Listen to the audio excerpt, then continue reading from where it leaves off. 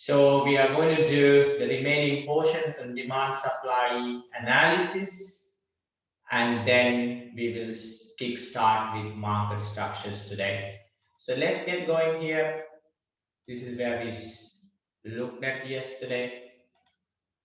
This is where we stopped, slide 15. So we are moving into slide 16, where we are going to talk about substitution effect and income effect.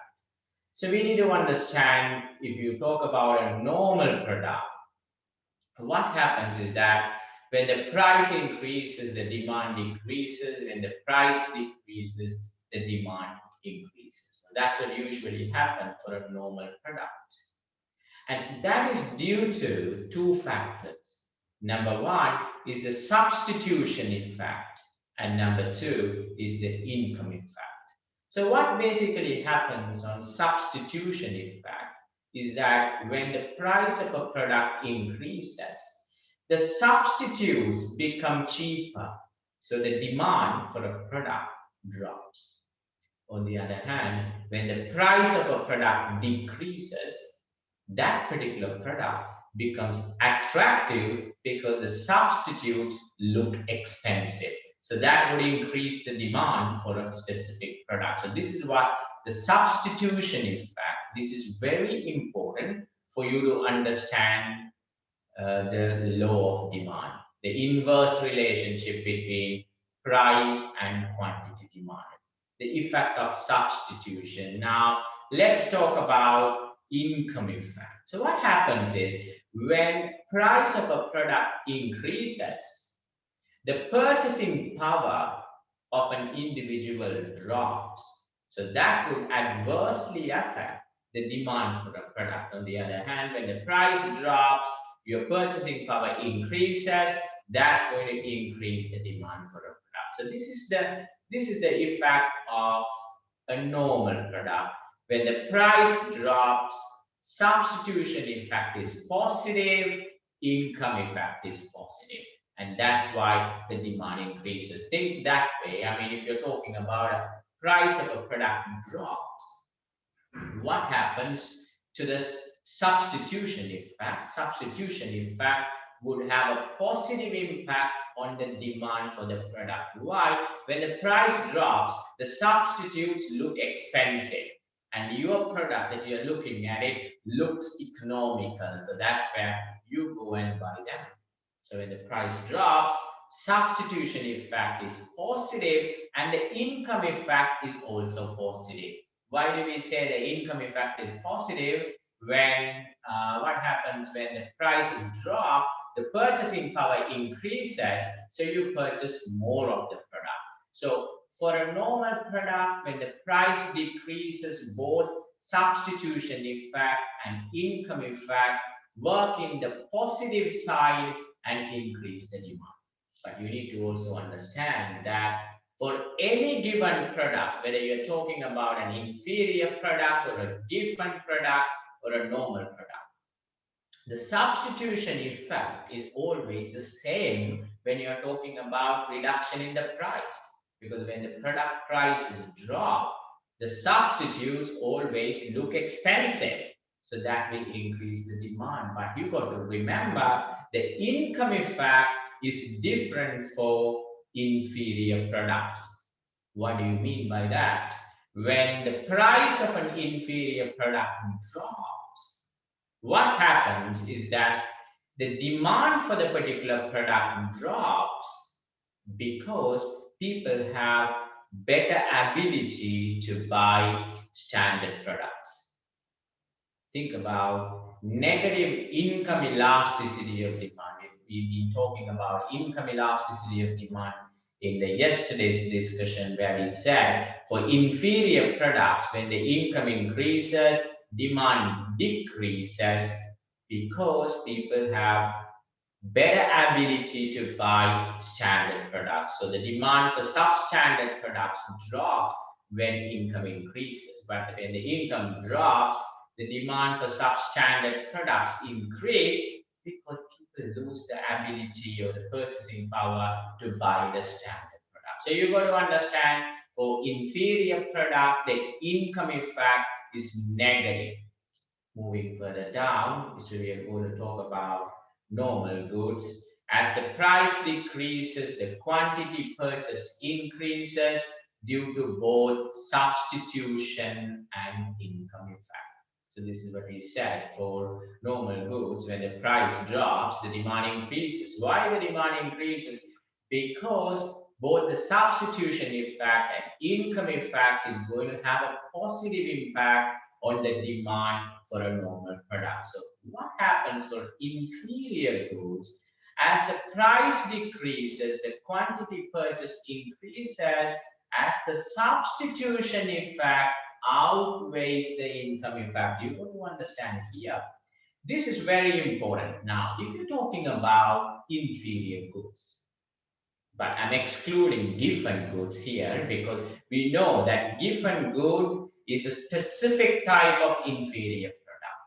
So we do not really club them together with inferior products. For this discussion purposes, we exclude given goods from here. So for any type of inferior products other than the given goods, what happens is when the price decreases, the demand increases because of the substitution effect. Remember, we said substitution effect will increase the demand for a product every time when the price drops, regardless of whether the product is a normal product or whether the product is a substandard product. This is very important for you to remember. But the income effect is negative for inferior products. So what happens? When the prices drop, what happens to the income effect for inferior products? Can you think about it? When you're talking about the income effect for inferior products, what do you think about it? Is it negative or positive? Is that negative or positive? We are actually talking about the income effect for inferior products.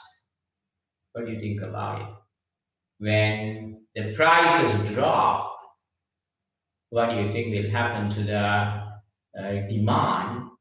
The demand would actually also drop because people will have better purchasing power, they will have better ability to buy a good quality product. So that is something that you've got to remember here.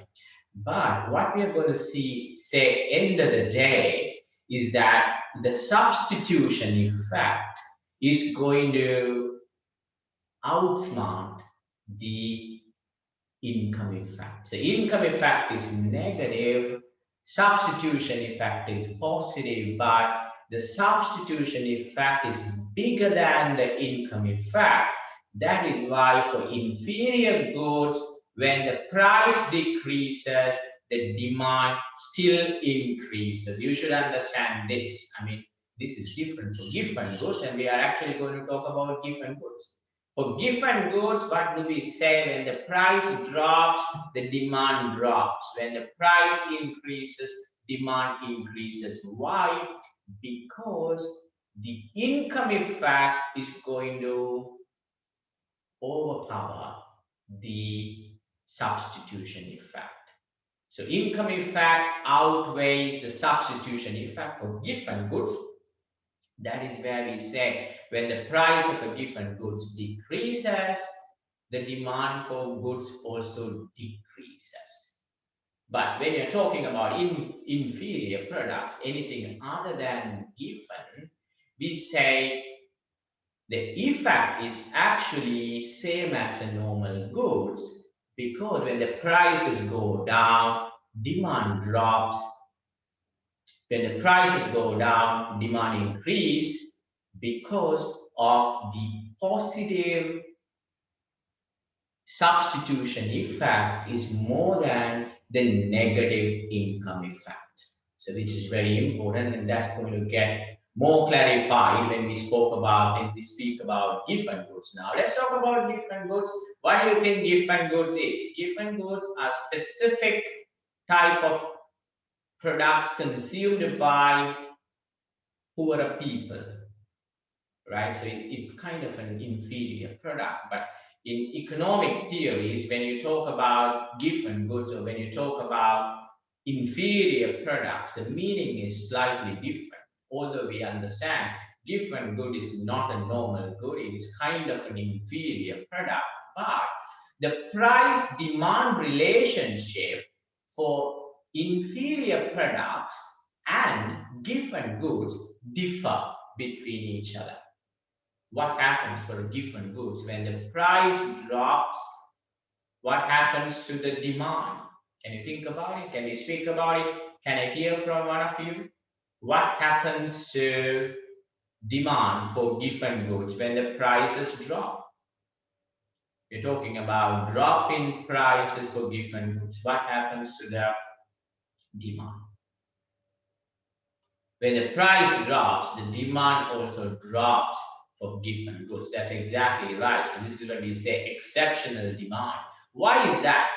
The substitution, in fact, is positive. So when the price drops, the substitution effect would make the given goods attractive. So that should increase the demand for the given goods. When the price drops, the demand should increase. But there is something called income effect.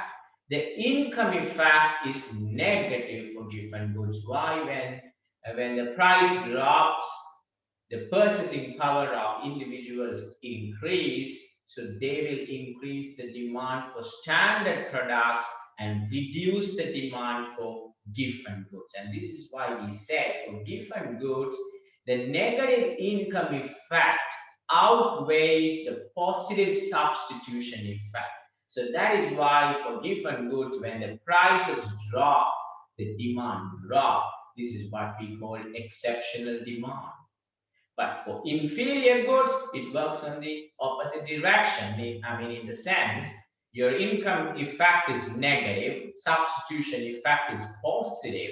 But end of the day, the income effect is less than the substitution effect when it comes to inferior products. So that's exactly what you need to know, the differences between given goods and inferior goods. So let's summarize them, how it looks like. I'm going to just summarize the income effect and the substitution effect when you're talking about inferior goods and given. So what we are going to talk about, what we are going to do here, let's say we are first going to talk about inferior goods. So when you're going to talk about inferior goods, what happens when the price increases? What happens to, price decreases? Let's talk about price decreases. That's easier to discuss. So when you say price decreases, what happens to demand? Demand goes up. There you go. Now, here my point is, what do you think about substitution effect? Substitution effect. Substitution effect is actually bigger than income effect.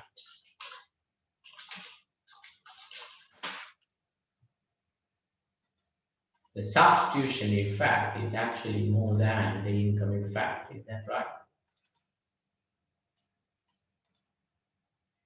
So for inferior goods, when the price drops, demand increases because the substitution effect is more than the negative income effect. So what do you think about substitution effect? Is that positive or negative? What do you think about the substitution effect? Is the substitution effect is positive or negative? Is positive, because we know every time when the prices drop, the substitution effect is always positive.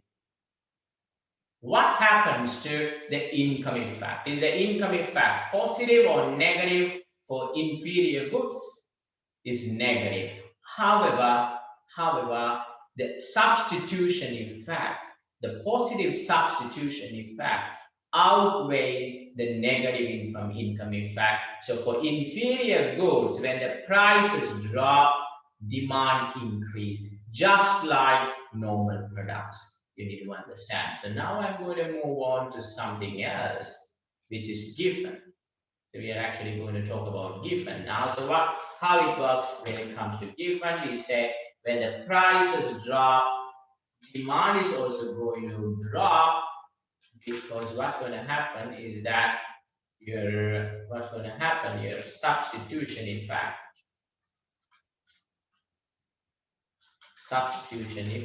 is actually going to be less than the income effect. You see how it works? Substitution effect is actually going to be less than the income effect. So in this case, substitution effect is positive, always positive, but the income effect is negative. But the income effect, the negative income effect is more than the positive substitution effect. That is where for given goods, when the prices drop, the demand drops. When the prices increase, demand increase. This is something that you're going to understand, and don't get confused when you're talking about inferior goods and normal goods for income and demand relationship. Here, this specific discussion that we are talking about is only applicable for price and demand relationship. But when you're talking about income and demand relationship, we know for normal products, when the income increases, demand increases, income decreases, demand decreases. But when you're talking about inferior products, income increases, demand decreases.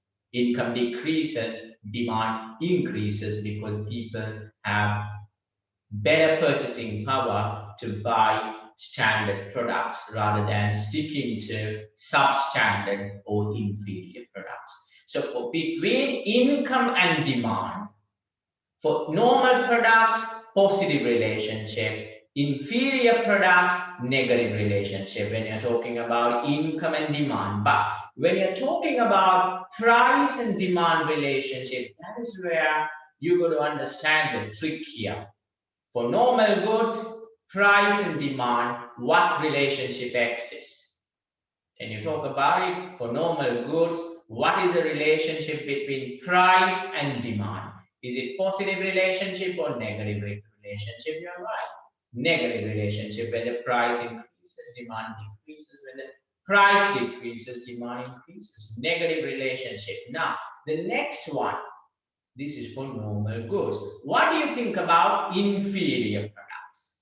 When you're talking about inferior products in general, we tend to exclude given. So what do you think about the relationship between price and demand for inferior products? Is that positive or negative? This is where the trick coming in. What do you think for inferior products? Is the demand relationship between price and demand, is it positive or negative? Can you talk about it? Is that negative or positive? We are talking about inferior goods, excluding given, and we are talking about the relationship between price and the demand. You're exactly right, it's negative, because the positive substitution effect is actually more than the income effect. That is what it is. And then now the last thing that we need to talk about is the given. So what do you think about the price demand relationship between price and demand relationship for given goods? Is it positive or negative? For given goods, price demand relationship is positive, meaning when the price drops, the demand drops. Why? Because the positive substitution effect is lower than the negative income effect. So negative income effect dominates, and that's why the prices, when the prices drop, the demand drops. There is a positive relationship. And having said that, we are also going to recap one more time the relationship between income and demand for normal products and inferior products. What do you think is the relationship between income and demand for normal goods? Is it positive or negative? Positive relationship. When the income increases, demand increases, income decreases, demand decreases. What about inferior products? What is the relationship between income and demand when you're talking about inferior products? Negative relationship when the income goes up, demand drops, and vice versa due to people having better purchasing power to buy standard products. So this is something very important, very frequently tested in the CFA exam. So I'm going to now go back to substitution and income effect. A given good is an inferior good where for a certain range of prices, the quantity purchased decreases as the price decreases due to the income effect dominating the substitution effect. I would add one more thing. The negative income effect dominating the positive substitution effect. Now, let's talk about Veblen. We introduced Veblen goods yesterday. So what is a Veblen? Veblen is a status symbol good. So when the price drops, people do not buy them because, in this particular market, it is considered when the prices are higher, the product is of good quality and people buy them for status symbols. So when the prices are higher, people tend to buy because they want to, project themselves to be of high status. So that's what happens. So when you're talking about Veblen goods, what happens for which a decrease in the price leads to decrease in the quantity demanded because people put very little perceived value on that particular product because their value creation depends on the status symbol, which in turn dependent on the price of the product. So again, for Veblen goods and Giffen goods, you see similar relationship in the sense price drops, demand drops, but end of the day, the reason is different. For Veblen, it's because of the value proposition. And for Giffen, it's because of the negative income effect dominating positive substitution effect. So you've got to get these technical things clear because they always talk about in the exam about income effect and substitution effect for Giffen goods, normal goods, and inferior goods. You should be on top of this. Okay, moving down to something on the supply. So we have successfully completed the demand now. So this is on supply. So we're going to talk about diminishing marginal return. So this is going to be very interesting theory. And again, on slide 21 and 22, they are very often tested in the exams. So we're going to focus on here. Now we're going to actually talk about diminishing marginal returns. So in order to explain diminishing marginal returns, let's take an agricultural land. If you take an agricultural land, now let's say initially you just got one person to do the entire work in your land. So he's going to do all the work related to agriculture. Right, starting from seeding to harvesting, everything is done by one person. Now, in this case, let's say he's producing 100 units of vegetables. So what happens when you are employing one more person? What do you think will happen to your production? Can we talk about it? So one person is doing the work at the moment. So when you are adding one more person, so what do you think is going to what do you think is going to happen for the supply, the total production? What would happen if you're adding one more labor resource? The production is going to increase because you are adding one more resource who will do the work together with the existing person. Now you have two people, so the total production will increase. You keep adding labors. Think what happens. Your agricultural land is limited in capacity. You have a maximum capacity for your land. So when you keep adding labor resources into your land, initially your total production will increase at a higher speed. and then it increases at a lowest speed, and then at one point it gets stagnated. Why? Because your agricultural land is at full capacity. Even if you bring in more and more and more labor, there's nothing can be done because there is a capacity constraint in your agricultural land. So what happens is that your total production will start to increase at an increasing rate, and then increase at a decreasing rate, and then get stagnated, and then the total production starting to fall, making your marginal production negative. And I'm going to show this to you in an Excel spreadsheet, explaining what is total production, marginal production, and things like that. So that's going to make things more clear now. So let's get into an Excel sheet now, and I'm going to show you how this works in practice.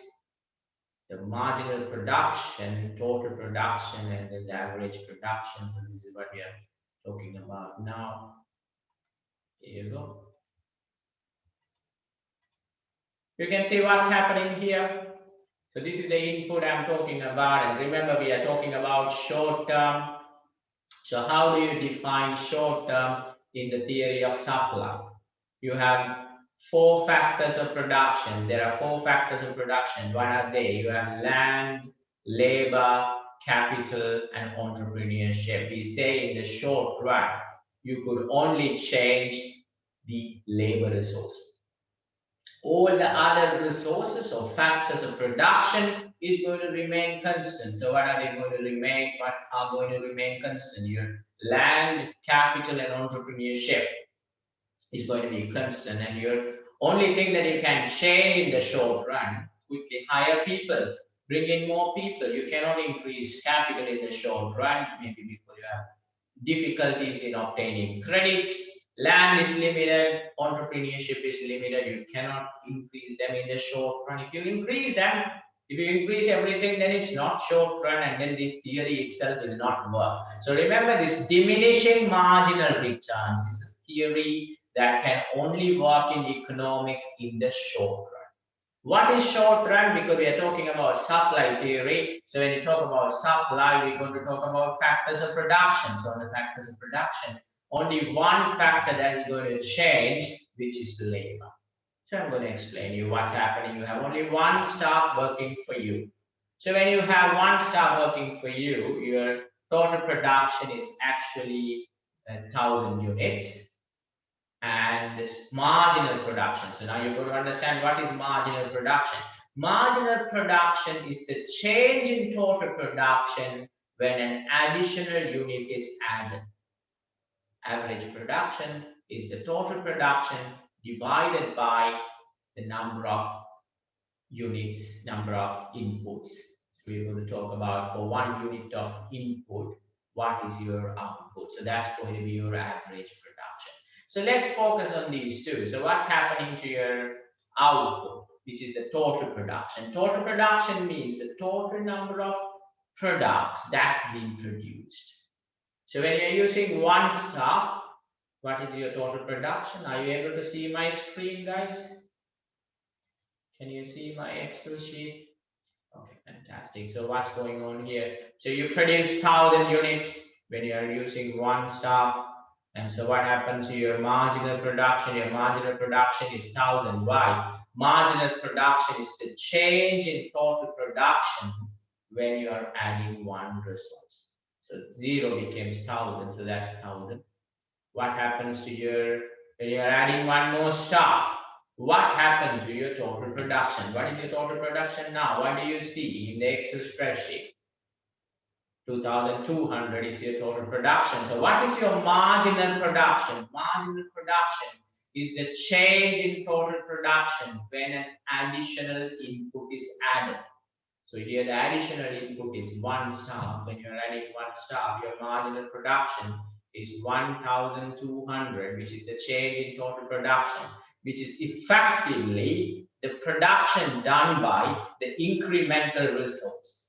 Now look what's happening. So what happened to your marginal production? Initially, the marginal production increased significantly, from 1,000 to 1,200. Then what happens? You are adding one more staff. When you bring one more staff, what happens to your total production? It increased to 3,000. So your marginal production is now only 800. So what's happening to your marginal production? Your marginal production is still positive, but starting to decrease. It was 1,000, increased to 1,200, and decreased to 800. And now you have your total output increased to 3,300. When you are adding one more staff, your marginal production further comes down to 600. That is where your maximum capacity is reached. You are adding more and more staff. Would it be worth doing that? Do you think it's worth doing adding more and more staff when you have limitations on land, when you have limitations on capital, when you have limitations on entrepreneurship? You're going to have extra staff. There's going to be negative synergy. People are not going to work efficiently. There's going to be excess staff, but end of the day, you are going to exhaust your agricultural land. You keep, producing more and more, and the soil will lose its richness. And what's going to happen? You're adding 50 staff, and you see your total production dropping. So which means you are better off with 4 people producing 3,600. You are bringing one more person. He's creating more trouble for you. And that is when your total production drops down to 3,500 and your marginal production becomes negative 100. And so that's when we say diminishing marginal return. So what does this mean now? We can put things into a context now. What happens in the short run when you are adding labor resources into your production? Initially, your total production will rise at a much faster rate, so your marginal production will start to increase. But then, as you continue to add more inputs, your output will continue to grow, but at a slower speed, so that your marginal production continues to decline. At one point, your marginal production becomes zero. Maybe I could add one more simulation here that makes more sense. Let's say you're adding 5 resources and 6 resources. When you add the 5th resource, your output is still 3,600. So nothing happens. So your marginal production is zero. And then what happens when you are adding the 6th resource? Your total production drops down. So at one point, your marginal production becomes zero because your total production does not change. But beyond that, if you add more people, your total production drops, your marginal production drops. So that's what diminishing marginal returns. Let's get back. So what happens here? Diminishing marginal returns. Let's read this.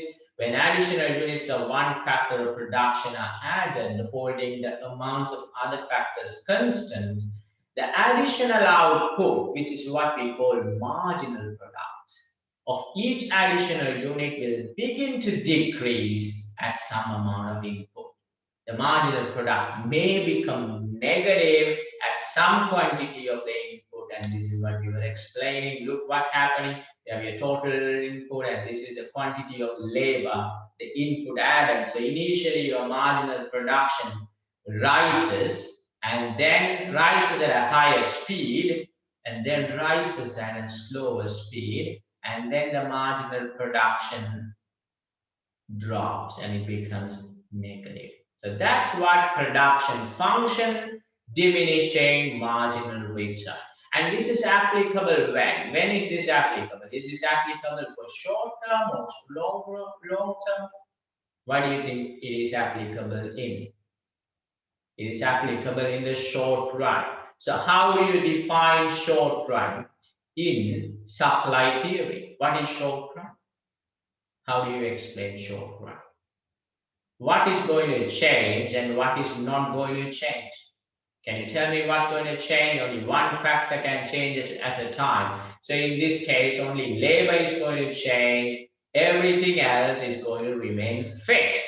What are those? the remaining factors of production: land, capital, and entrepreneurship. Moving on to slide 21. I'm sure you guys will like this slide. This is very practical. So let's see what's happening here. We are actually going to talk about break even and shutdown. So this is about practically when a company needs to shut down a business and when they can continue to operate. So this is exactly what we're going to talk about, and we're going to say how do you deal with them in the short run and how do you deal with them in the long run. So that's what we're going to talk about in break even and shutdown theory. Now, let's try to understand some more terminology coming up for you now. On one hand, you have cost, and the other hand, you have units per day. First thing that I want you to understand, what is the meaning of break even? Break even means your total average cost is equal to the price.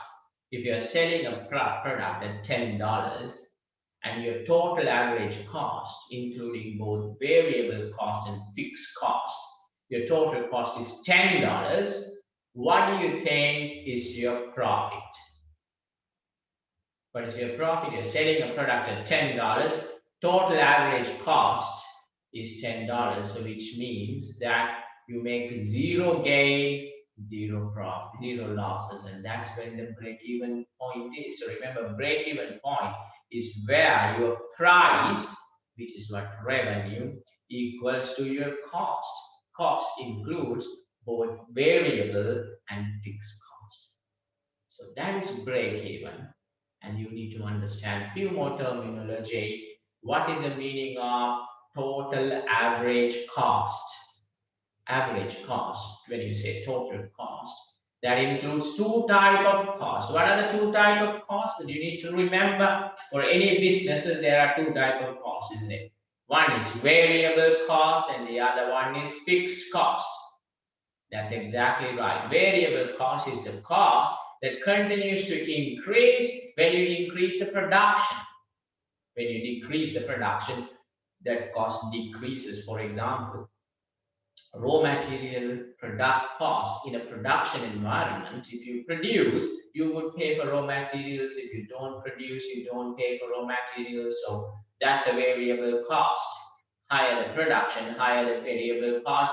Lower the production, lower the variable cost. When we talk about fixed cost, for example, rent of your production factory wouldn't change whether you produce or whether you don't produce. Even if your production facility is closed, you will still have to pay them the rent. So the rent or any other fixed cost do not change even if your production volumes change. So you've got to understand fixed cost doesn't change when the volumes change. Variable costs do change when the volumes change. So that you need to understand. So when you talk about average total cost, what is that? You take the total cost divided by number of units produced. That's going to tell you what is the unit cost per unit. And then when you talk about average variable cost, you take the total variable cost divided by the number of units. That's going to give you average variable cost. So you got to understand average total cost that includes both fixed and variable cost. Average variable cost that only includes variable cost.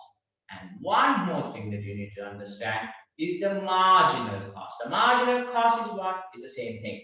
We spoke about marginal production earlier. So the marginal cost is when you are producing one more unit, what is the change in your total cost?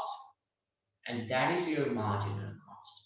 So marginal cost is the change in the total cost when an additional unit is produced, and most of the time that's going to be your variable cost, because when you're adding one more unit, what changes is your variable cost. So the marginal cost in simple terms is the change in the total cost for a change in the unit of production. So you should understand all these terminologies to understand this slide. So you can obviously ask any questions you may have on these terminologies so that it helps you to understand what you need to understand for this slide. Look at the learning outcome statement.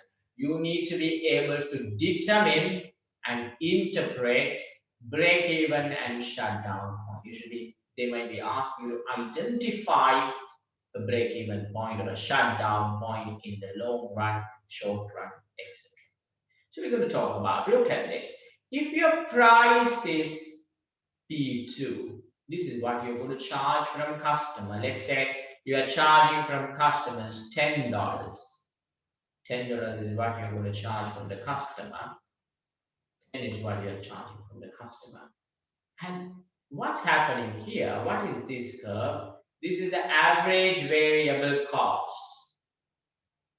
And this is your marginal cost, and this is your total variable average total cost. Are you selling your product below your total average total cost? What do you think your average total cost is? The average total cost is more than 10 or less than 10. Let's say P2 is 10. Here, this is what we're talking about. Let's say this price is $10. So when your price is $10, right, look at where your price intercepts your average variable cost. This is the intersection where you have average variable cost. So average variable cost is equal to your price, and this is where your average total cost. So what does that mean? Are you meeting your variable cost of production? If you are charging the price at $10, think practically. Are you meeting your variable cost if you are charging $10? Yes or no? What do you think about it? If you're charging $10 from your customers, are you meeting the variable cost? Yes, you are meeting the variable cost, because look where the variable cost is. This is where your variable cost, and this is where your price is. So you're meeting. Are you meeting your fixed cost? Are you meeting your fixed cost? No. Your fixed cost is more, because if you look at it, average total cost includes both the variable cost and the fixed cost. So you are selling your product at a lower price than your average total cost, but you are still covering the variable cost. So if you are selling your product above this, below P1, above P2, you can continue to operate in the short run. You don't have to close down your facility in the short run, because at least your variable cost is covered. You're covering at least the variable cost, so you can continue to operate in the short run. But can you do that in the long run? Can you continue to run your business at a loss or at a revenue less than your total operating cost? You can't do that. You're precisely right. So you can't do that. So which means in the long run, if your price is between P2 and P1, you shut down your business. You are better off closing down the business, do something else. Now I'm going to ask you a question. What if your price is below P2? What if your price is below P2? Are you meeting your variable cost? Are you meeting your variable cost? No. Are you meeting your fixed cost? You're not meeting variable cost. You're not meeting fixed cost. You better close down your business even in the short run. So you should understand that. In the short run, you shut down the business below P2. In the long run, you continue to operate if the price is above P2 and below P1, but in the long run, you shut down. But if the price is below P2, you shut down both in the short run as well as in the long run. What if your price is P1 and above? P1 is your break-even point. Which is your break-even point? P1 is your break-even point. Why is your break-even point P1? Is where your average total cost and your total price matches. That is the intersection. We call them break-even point. Look at this. This is the average total cost. That includes both costs, isn't it? When you say total cost, it includes both fixed and variable costs. The price that you are charging is helping you to meet both the expenses. the total average cost and total fixed cost and total variable cost. So if you're going to charge a price above P1, as you say, you're going to make profits. So which means you can continue to operate both in the short run as well as in the long run. This is a great slide, and I know this gets tested very often in the exam. So you're going to be clear about this particular slide. Please raise it up if you have any questions. So I'm going to ask you a question now before we move on to the next slide. When would you continue to operate in the short run but close down in the long run? At which price or between which prices you're going to between P1 and P2? You're going to operate in the short run because at least you are covering variable costs. But in the long run, no point of doing this if you can't cover your fixed costs. Anyway, you're going to bleed money. So you might as well close down in the long run. So now when are you going to shut down both in the short run and long run? That's the next question to answer. When are you going to shut down both in the short and long run? Below P2. That's exactly right. When are you going to operate both in the short and long run? When are you going to operate above P1? Okay, the last question. What is your break-even point? What is your break-even point, P1? That is when your average total cost is equal to the price, and price is nothing but your revenue. So that's the end of slide 21. And moving on to slide 22, we just got a slide more before we could start the firm and the market structures. All right, so we're going to talk about now economies of scale. I think you might have heard about this terminology if you've been into the field of finance, investments, management, treasury. We very often talk about this particular term, economies of scale. So what is the meaning of economies of scale? When you are increasing the production, when you are increasing the size of the production, what happens is that the cost of production comes down. That's economies of scale. Economies of scale is a benefit which businesses achieve through mass scale production. Why? If you produce more and more, you will have a better spread of your fixed cost. Take two factories, for example. One factory operating only day shift, the other one operating day and night. Which factory you think is more clever or more efficient? The one who's doing day and night, or the one who's doing only during the day? What do you think about it? The one who's doing day and night is what more clever, because anyway you're going to pay a fixed rent for your production factory. So you might as well take the maximum advantage so that your cost per unit comes down, because fixed cost means you're just going to pay a fixed amount regardless of what you produce. So this is what economies of scale. You can explain this in so many ways. If you have a larger organization, you will have cost advantages through centralization of certain departments. You will have centralization benefits kicking in. So you can just have one manager overlooking a large number of staff rather than having one manager only looking after few staff. Doesn't make sense. So when you are a larger organization, you will have cost advantages, and that is what we say economies of scale. So what's going to happen? Look at this. As your output increases, what happens to your cost of production? Your cost of production drops. Why do you think your cost of production drops?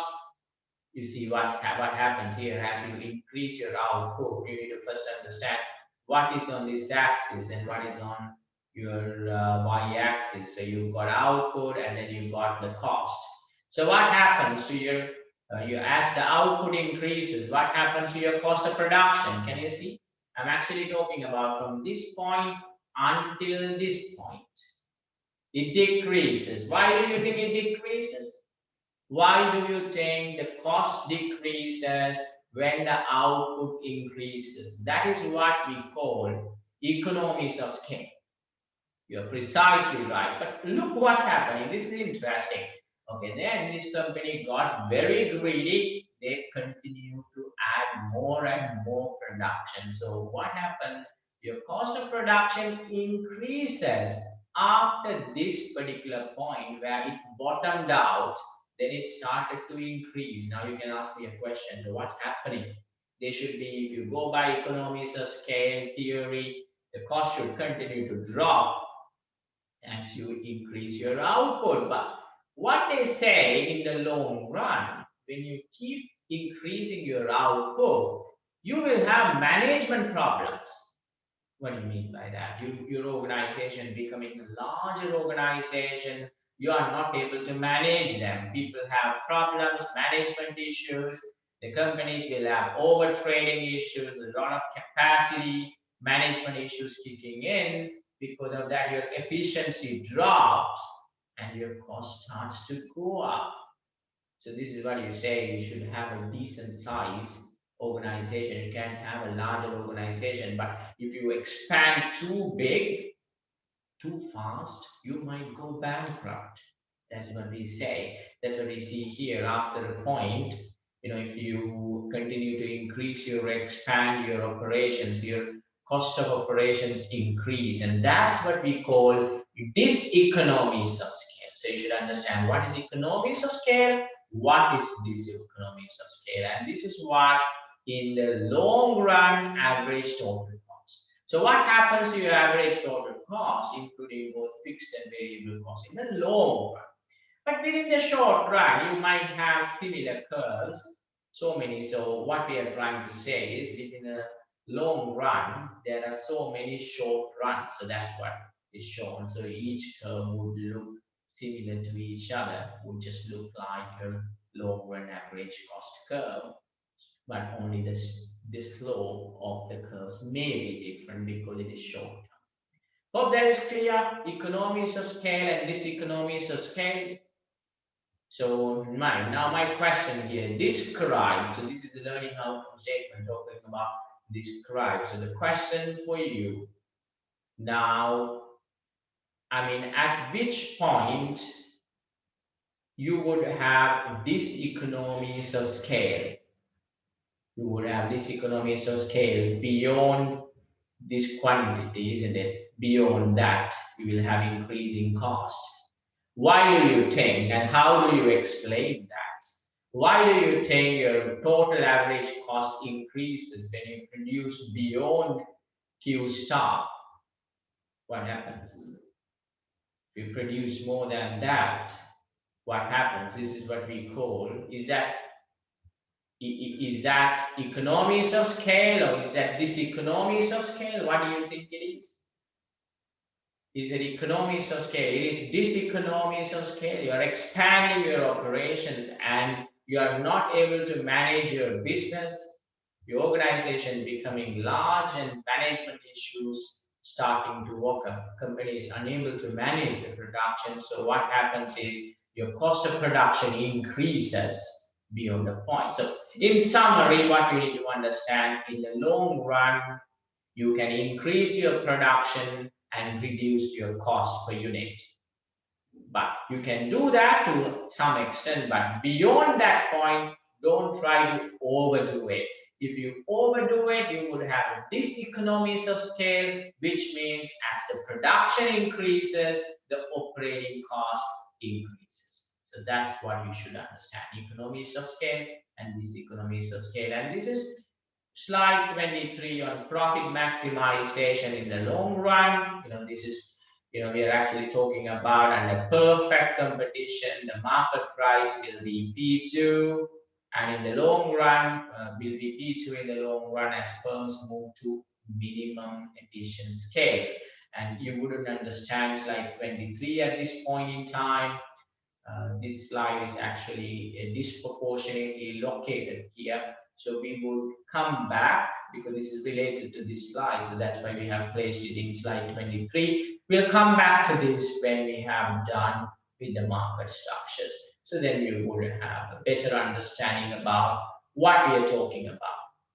All right, so that's the end of demand and supply analysis, and we are moving towards the last section in microeconomics, which is the firm and the market structure. So when we are done with the market structures, we are pretty much done with the microeconomics, and then we move on to macroeconomics in the next class.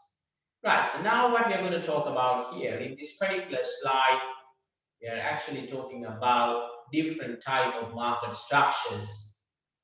Before getting into that, what is the market? Market is something where suppliers and buyers meet together, sellers and buyers meet together.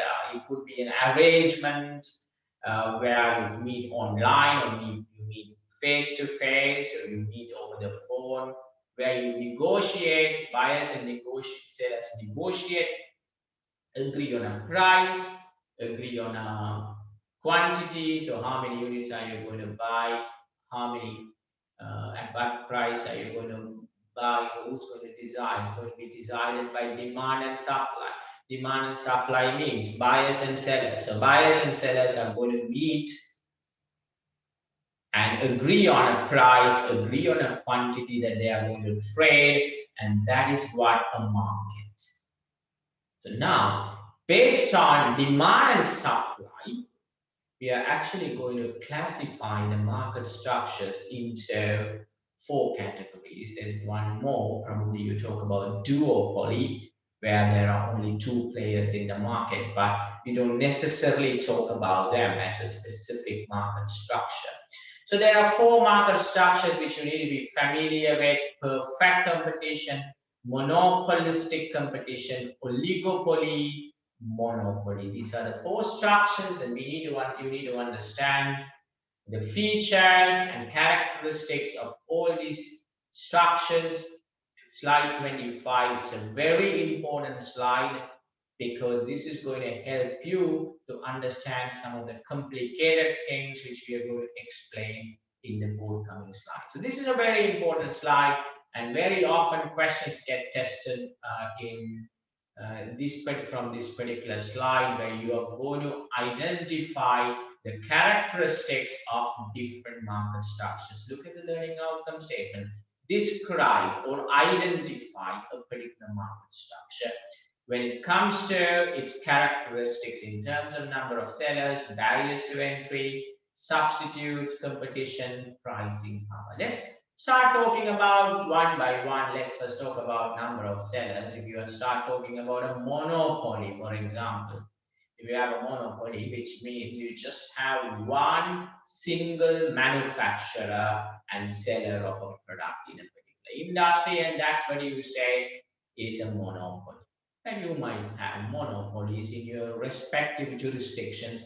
You might have monopolies for, it could be electricity generation, or power supply, water supply. Most of your government operations, if they are not privatized, might have some monopoly there. But if you think about broadly world as a whole, you probably do not have a true monopoly, to give you as an example. But probably in your own jurisdiction, in your own country, you might have better examples of monopolies. You just have one supplier, but unlimited buyers. You have unlimited buyers, but the seller is just one.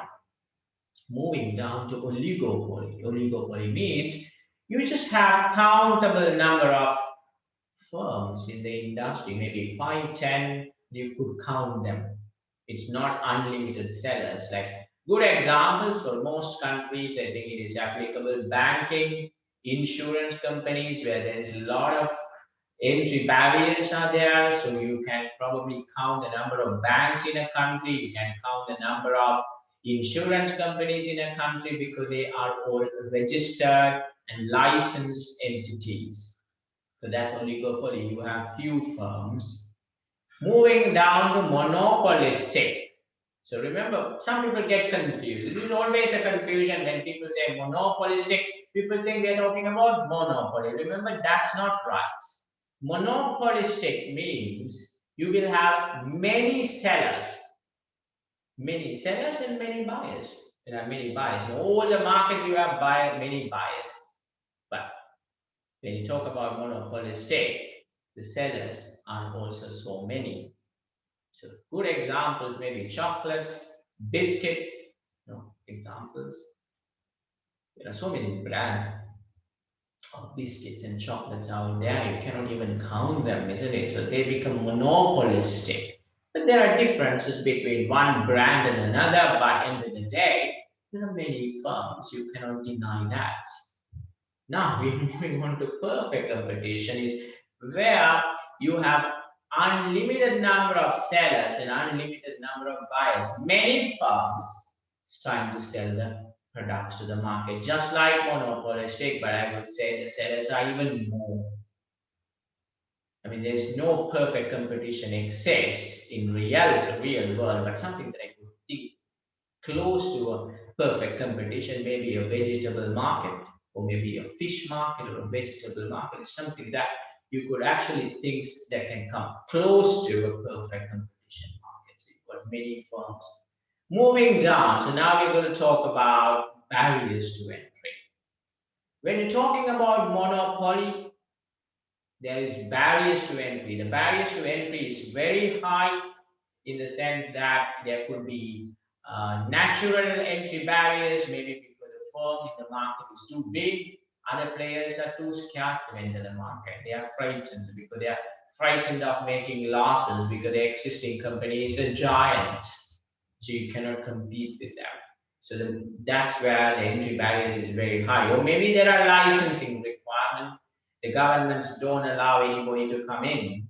Like think about electricity supply and water supply. If you have government control, it might most likely be a monopoly because the government doesn't allow anybody else to enter the market. In some jurisdictions, entry barriers remains high. It can be through licenses or it can be through natural entry barriers. Remember, there's a topic, we'll talk about it later, but I'm introducing now called natural monopolies. Natural monopolies are monopolies that get created because of the dominant power of a single firm. Think about oligopoly. As I told you, banks, insurance companies. What do you think about the licensing requirements? Do you think the licensing requirements are less or more when you're talking about banks and insurance companies?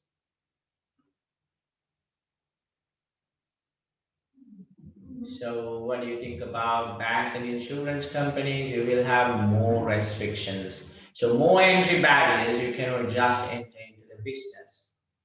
And then moving down to monopolistic competition, where we talk about no less entry barriers in the sense that you don't have licensing, you do not have much issues, you can enter the market and exit the market at any point in time. When you talk about entry barriers, it's always better to talk about exit barriers. Entering into the market and exiting from the market, what's your entry barriers? But if you think about a perfect competition, there is absolutely no entry barriers, very low entry barriers for somebody to start a business and decide to exit. Think about a vegetable market. You want to sell your vegetables for one day, sell them. If you don't like the business, you just wind off in a day, in hours. So entry barriers is very less for perfect competition. So that's what we say in terms of entry barriers. Moving down to substitutes. For monopoly, I don't think there are any substitutes available. You don't have any good substitutes. If you think about water supply in your country or power supply, you probably do not have a good substitute. So the monopoly company has a good power over what they do. And when you talk about oligopoly, obviously there are very good substitutes, but the products may be differentiated. That's what I always tell you. You think about banks. The banks can offer you a variety of deposit products. The banks can offer you different banks can offer you different loan schemes, different mortgages, different credit cards, different products. But each products are different between each other, but they are also substitutes. They're different. They are also substitutes. So that's something you got to think about it. There are substitutes but differentiated. The same thing in monopolistic, good substitutes but differentiated. But think about different biscuits, different brands, different flavors. You have different ice creams, different flavors. You have differentiated but closer substitutes available in monopolistic, but perfect competition, very good substitutes. But in an ideal perfect competition, you say 100% substitution. I mean, if you think about selling vegetables, if you buy one vegetable from one seller and buy the other one from another one, you would probably think that they are of good quality, but maybe there are differences due to the way it is produced and things like that. But definitely say in practice, we don't have 100% substitution. So we say very good substitutes available for perfect competition. So you understand these parameters, if you understand this particular slide at a greater detail, you pretty much have a good hang of the material. Nature of the competition. So what do you think about competition in these markets? Think about perfect competition. There is only price competition. There is absolutely no price competition. Right, so there's a question here. When you say substitutes, do we mean homogeneous products or close substitutes too? Now, the thing is, when you're talking about perfect competition, we actually talk about homogeneous products, pretty much identical products, one company and the other one sellers. But end of the day, it's very hard to arrive at 100% homogeneity. And that is why we say it is very good substitute. So very good substitute is closer to homogeneity, but not 100%. So homogeneous here, but here, it's pretty much homogeneous, but then there are differences. It's like you need to read the term homogeneity with a pinch of salt because it's kind of, very hard. There's a thin line between homogeneity and close substitutes. Right, so moving further down to nature of competition, there is only price competition in the perfect competition market because the products are similar to each other. They are identical. So you cannot differentiate them through quality or features. You cannot say anything. But now, why I told you that there isn't any perfect competition market in reality. Now there is a lot of brands in vegetable. People sell organic produce, different variety of vegetable, fruits and things like that. So there is like some amount of heterogeneity in when you're talking about the nature of competition. So there's some amount of competition even in vegetables, fruits and things like that. So you cannot have 100% homogeneity there. So, but in theory, perfect competition doesn't have any non-price competition, only price competition. Moving on to monopolistic competition, there is price competition.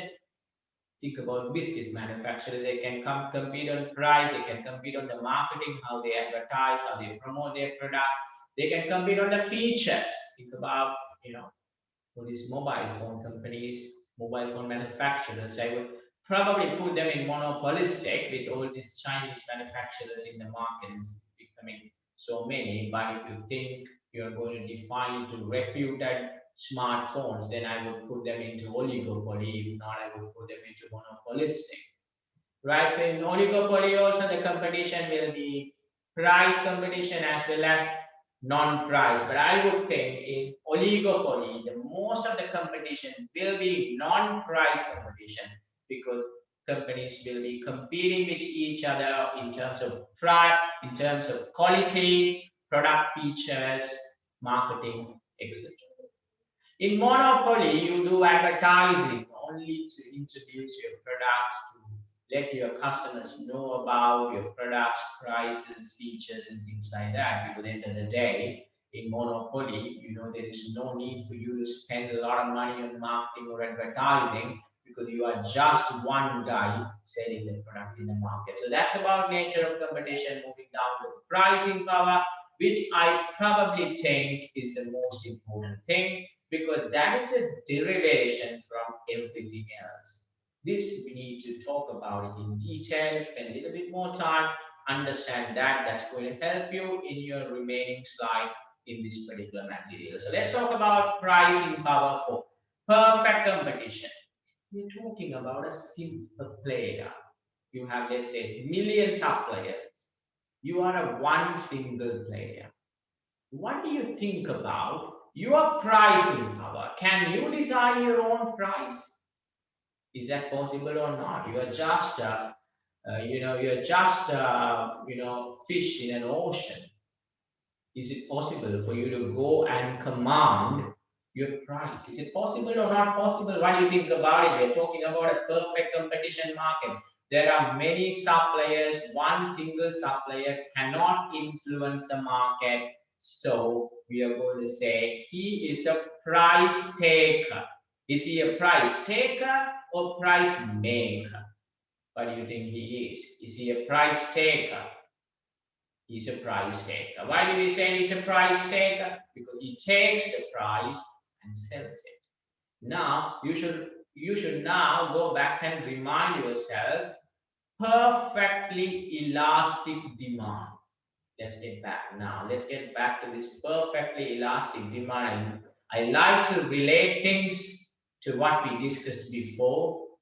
Think about this. Perfectly elastic demand. So I'm going to give you a good example, a great example that you can talk about for perfectly elastic demand is a single supplier in a perfect competition market will have perfectly elastic demand. Why? Can he change the price? Can he change the price? Yes or no?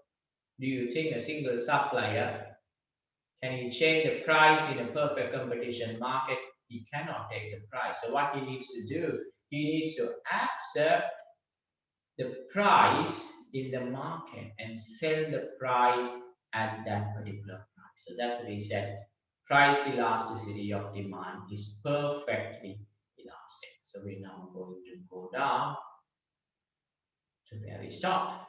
Okay, so we're talking about perfect competition. There is absolutely no price competition here. So what happens, what's going to happen is, I think I should explain you something more here in the sense something very simple. You need to understand what you mean by equilibrium price. So you have your demand, this is your price, and then this is your quantity, where you have your quantity is this is demand curve. Why do we say this is demand curve? Why do you think this is demand curve? How do you justify that the demand curve is downward sloping? Yes, this is a demand curve. So what happens? This is your price. Your price is 10, and then your quantity is 1000. And then what happens here? Then your price increases from 10 to 12. Your quantity decreases from, let's say, 1000 to 700. And then what happens when the price decreases from 10 to 8? Demand increases, let's say, from 1000 to 1200. So this is a demand curve. And now let's draw a supply curve. This is a supply curve. So how does the supply curve look like? The supply curve is upward sloping. The demand curve is downward sloping, and the supply curve is upward sloping, because when the price goes up, supply increases. Price decreases, supply decreases. We are talking about profit maximizing companies, suppliers, and customers or consumers are utility maximizers. So they want to increase demand when the prices decrease. And now there are various prices at different prices. So this is the negotiation price. Negotiation happens. The buyers tell you, okay, if you sell the product at $8, I will buy 1,200 units. If you sell the product at 12, no, I will not buy 1,200, I will only buy 700. Suppliers will say on the opposite. They are going to tell you, if you sell 8 at 8, I will only supply you 700, but if you sell at 12, I'm going to supply you more. So end of the day, what will be your equilibrium price? The price at which your suppliers and buyers agree on something. And that is your equilibrium price. So in which price both of them agree at a price of 10, what is the demand? At a price of 10, what is the demand? How many units? Can you answer this question? I want you to understand equilibrium. 1,000 is your demand. At a price of 10, what is your supply? At a price of 10, what is your supply? Demand is 1,000, supply is 1,000. That is where a trade takes place. You go to a shop, go to somewhere, you're negotiating with the seller, you want to buy something. When do you buy something and when does someone sell you something? Both of you agree on something. You negotiate and agree on something, and that is where the equilibrium price. So what happens in a perfect competition market? Think that this is a perfect competition market. What happens here is that you have your equilibrium is decided by the demand and supply of the market. So what happens? A single player will accept and sell the product at $10. He will sell the product at the equilibrium price. The single supplier cannot influence the prices. He's going to sell it at 10. He cannot go and increase it or decrease it because he's just a tiny player in a larger market. So this is how the price and supply and demand decides the price, and a single firm will accept the price and take it. And that is what you remember we said it's perfectly elastic. So it's going to look like this. Are they price takers or price makers? What do you think they are? What do you think they are? Are they price takers or price makers? Price takers. There you go. So I'm going to go back once again to this slide. So pricing power, nothing, because they are price takers. So many people, your power in the market is less. Moving on to monopolistic competition, you have some pricing power because there are differentiated products, different brands. If you think about practically how these chocolate manufacturers, they decide the prices, they decide their own prices. Are they price makers or price takers? What do you think about it? Monopolistic, who sets the prices? They set their own prices, isn't it? So are they price takers or price makers? They are price makers, obviously, but can they really go and set prices significantly above the market? People are not going to buy it. Can they go and set the prices significantly below the market? People are going to think, okay, their products are of inferior quality. They can't do that either. They need to set the prices somewhere closer to the market price. They can differentiate a little bit here and there, and that's why we say we have some pricing power for monopolistic, but not so much. Oligopoly. You have some to significant. I will explain that more in detail, because what happens in oligopoly is probably the most difficult market to explain. In oligopoly, how many players are there? Do you have many or few? What do you think about it? How many players are there? You have only few players. So what happens most of the time? We've got to remember this. These few players, they come to an agreement. This is what we mean by collusion. So there's going to be a collusion between these few players in the market, and what they're going to do is they are going to have a control of the prices in the market. There are different ways to explain an oligopoly. We will see them in detail, but for the moment, you remember in some oligopoly markets you have some pricing power. In some markets you do not have, because they are mostly colluded. Right, monopoly. What do you think about the pricing power? Who sets the prices? Who do you think sets the prices in monopoly? The seller sets the prices. They have significant pricing power, unless if your pricing power is affected by the government intervention. What can government do? They can come up with control prices. If the government comes up with control prices, what happens? You lose your pricing power to some extent. So that's about it. This is going to be the scene setter, or the agenda or whatever you want to call it for all the slides that we are going to discuss. I think we are going to go up to slide 50 on the management, on the market structures and all that. We're actually going to talk about whatever we speak. We're going to come back and talk about this particular slide. All right, guys, so it's time for break. It's 6 p.m. local time. I'm going to start back exactly in 15 minutes, so that's going to be 6:15. See you shortly.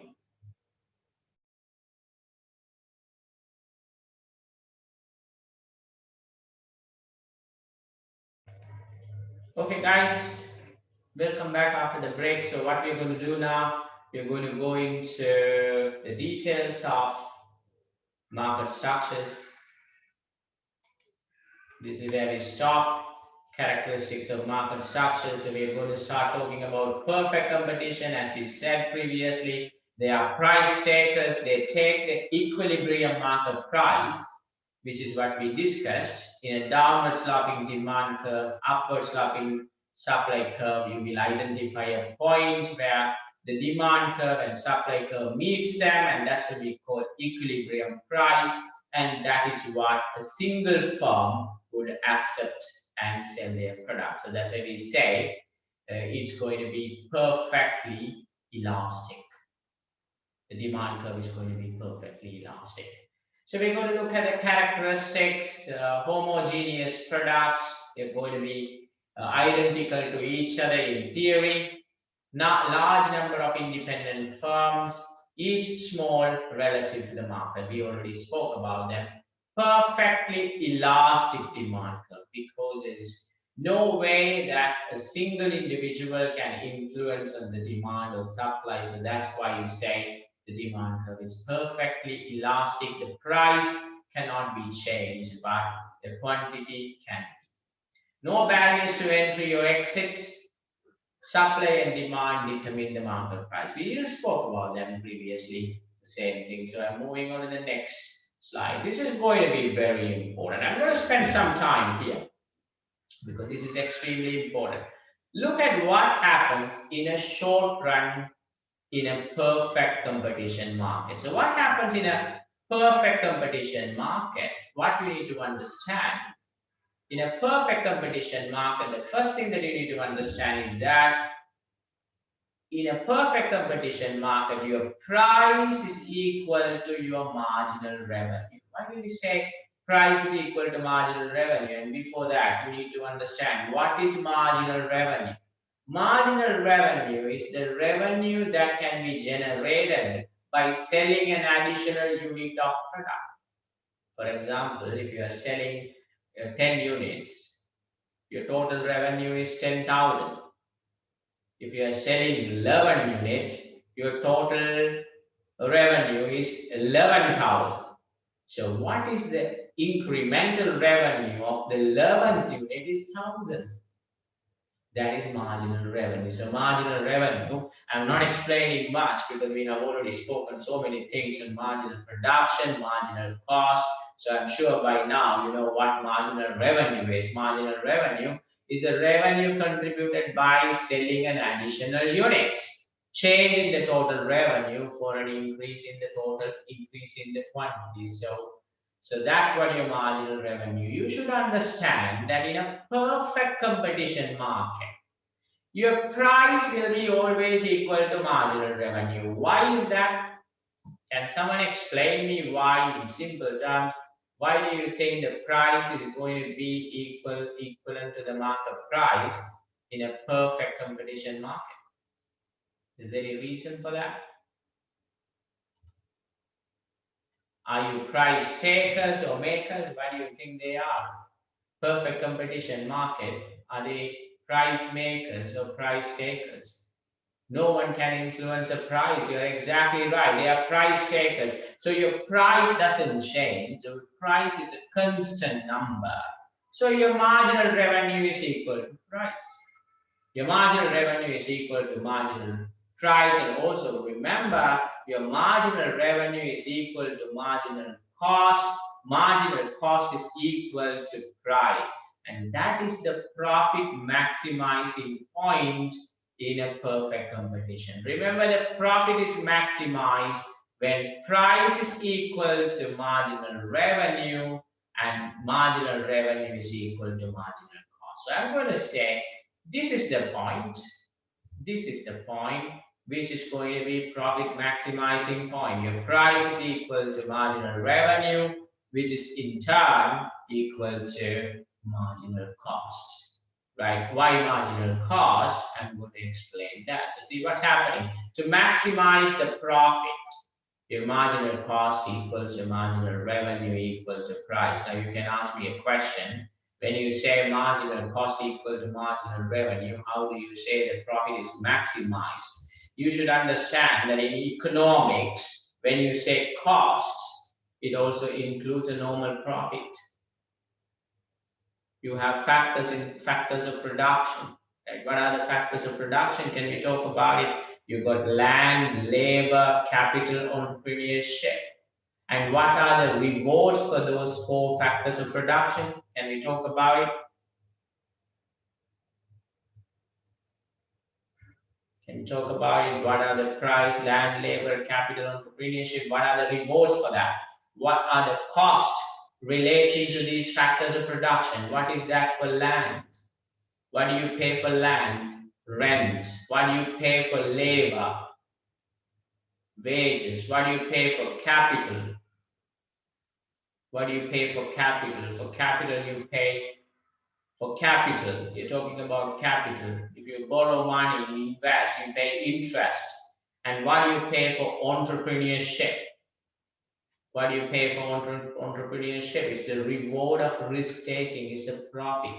So you should understand that in economics, cost includes profits, normal profits, which businesses need to run the business, to keep the business ongoing. You need a profit. If not, you will close down the business. So that's why the cost generally in economics include a profit. So when your marginal cost is equal to marginal revenue to marginal price, this is the best a perfect competition firm can do. They are actually going to produce a unit. Look at this. This is, I'm going to tell you, look at this. This is one more way to understand this. Look at your average total cost. Average total cost includes both fixed cost and variable cost. Now the question is, where do you think this perfect competition firm is going to produce? They are going to produce at this point where your average total cost is the lowest. Look at your average total cost curve. Your average total cost includes both fixed cost and variable cost. They are producing a quantity at which your average total cost is the lowest. And that is why we say, if you are setting your price at this, what's going to happen? Your price is equal to MR is equal to MC, because MC is where your MC and this is where your MC. And this is your average total cost. So when the average total cost is the lowest, if I ask you to identify, what is your lowest point in your ATC curve, which one are you going to say? In your ATC curve, which one is your lowest point? Can you identify the lowest point? Is this your lowest point where you have Q, the quantity? This is where you produce. This is where your quantity is, and this is where you produce. At that point, you have your price is equal to marginal revenue, which is equal to marginal cost, because you are a price taker. Now, you are setting the price here, but your cost is here. So this is going to be your economic profit. Economic profit. Now you can ask me, why do you think when you say economic profit, the next question is, what is economic profits? Economic profits is supernormal profits, above the normal profit. Now, the next question for you is, if you set your price at this stage, where your ATC, when your ATC is equal to price, Are you making a loss or not? You're not making a loss because you are covering your average total cost. When you're covering your average total cost, if you're setting a price here lower than this price, you would still be making money because you are including the profit also in your cost, because this is economics, not finance, not accounting. In economics, your cost also includes a reward for profits. You set aside X amount of money for profit and you call it a cost. It makes sense to me because if I'm running a business, I'm going to say, okay, this is a profit I need. Okay, I'm paying salaries to my staff, but what it is for me, I have to take my profits, and that's a cost for me. So economics way of thinking is great from that perspective because you think profit is a cost. So that is included in your normal profits, but you're setting the price above that. When you do that, you are going to make abnormal profits, and that's what we call economic profits. Why is economic profits? Because your price is above your average total cost. This is where your average total cost. Your price is more. When the price is more, this particular shaded version, shaded area here is what your supernormal profits. Sometimes we call them economic profits. So now, zero profits when ATC is equal to price. Zero abnormal profits. But if you set the price here, you will make abnormal profits.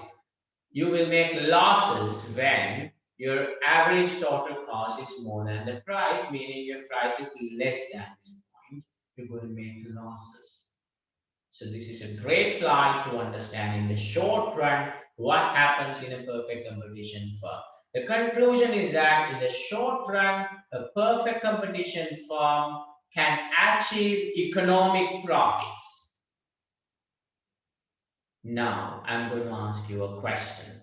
In the long run, what's going to happen in the long run is that in a perfect competition market, is there any entry barriers? Do you have entry barriers in the perfect competition market? You should start answering now, so you'll be able to understand better. Do you have entry barriers? No. If you are a new player in the market, will you be attracted to this market? Because in the short run, a lot of people are making abnormal money, abnormal profits, economic profits. Are you excited about it? Would you be tempted to enter into the market because there are no entry barriers? Yes or no? What do you think about it? Does the market look attractive for you? It does. Why? Because there is no entry barriers and people are making good money. Why not me? You are going to enter the market. So many people like you are going to flood the market with a lot of supply. So then what happens? There's more supply coming into the picture. Demand doesn't really increase. So what's going to happen to the prices? Can you start to think about it now? What's going to happen to the prices? Your prices are going to fall. That's exactly right. Prices are going to drop down. Why? Because there are many people that comes and increases your production. So your supply goes up, demand doesn't change much, your prices drop. If your prices drop, sometimes your prices can go below ATC. If the prices go below ATC, you might start making losses, isn't it? And if you make losses, there are no entry barriers. So what will some firms do?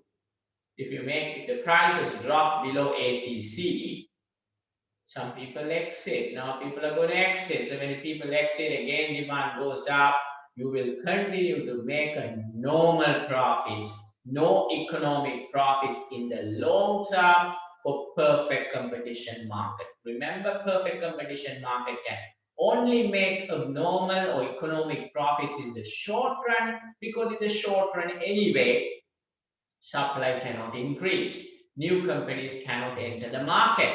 So your demand will be higher, supply will be limited, so that you can sell the price at a higher price, above your ATC and make abnormal profits. But in the long run, because of the low entry barriers, people will come into the market, flood the market, supply increases, price drops, firms make losses, some people leave, and again demand goes up, it stabilizes at one point, firms make normal profits. So summary, what happens to, do you have economic profits in the perfect competition in the short run?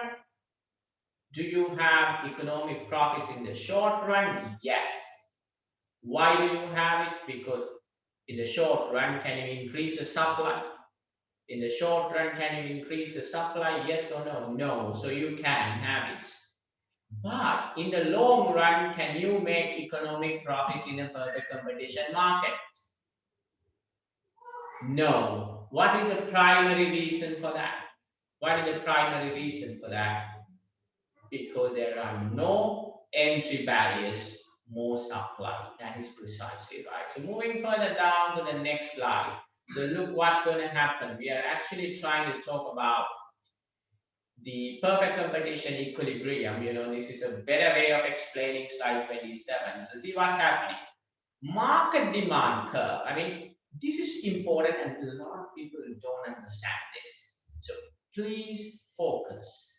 Now, when you're talking about a market demand curve, whether you talk about oligopoly, monopoly, perfect competition, monopolistic, whatever you talk about, your market demand curve is always downward sloping.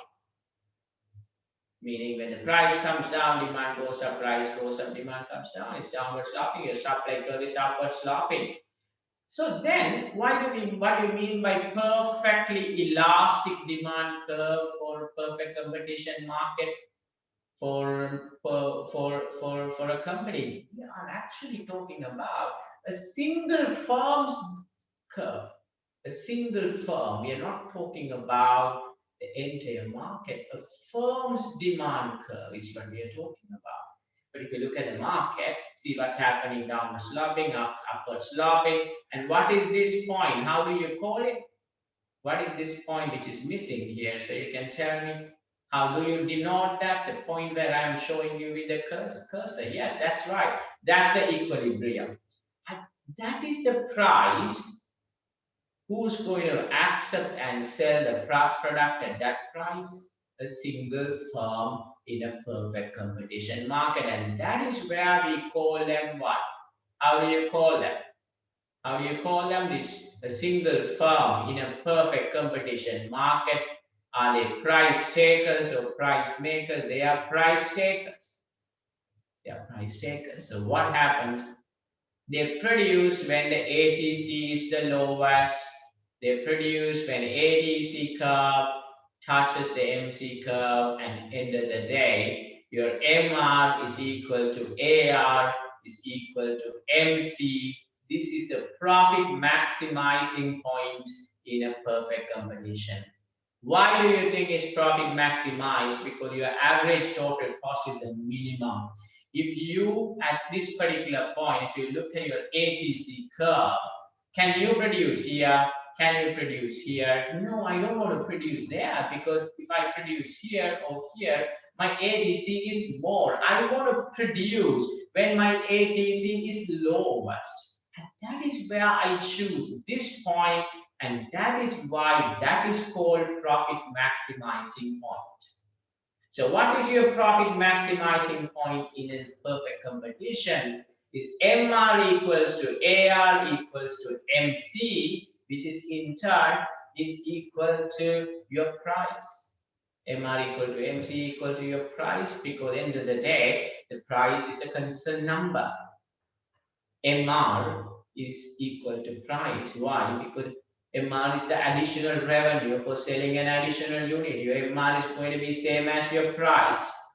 And that's going to be equal to MC, because that is when your average total cost is lowest. So this is what the profit maximizing point in a perfect competition. Now we are moving into slide 29. We are actually going to talk about, basically what we're going to talk about is that your shutdown points and the break-even point is what we're going to talk about. I think it will be exciting, it will be interesting, because we already discussed about it. So I'm not going to explain, but I'm going to ask you.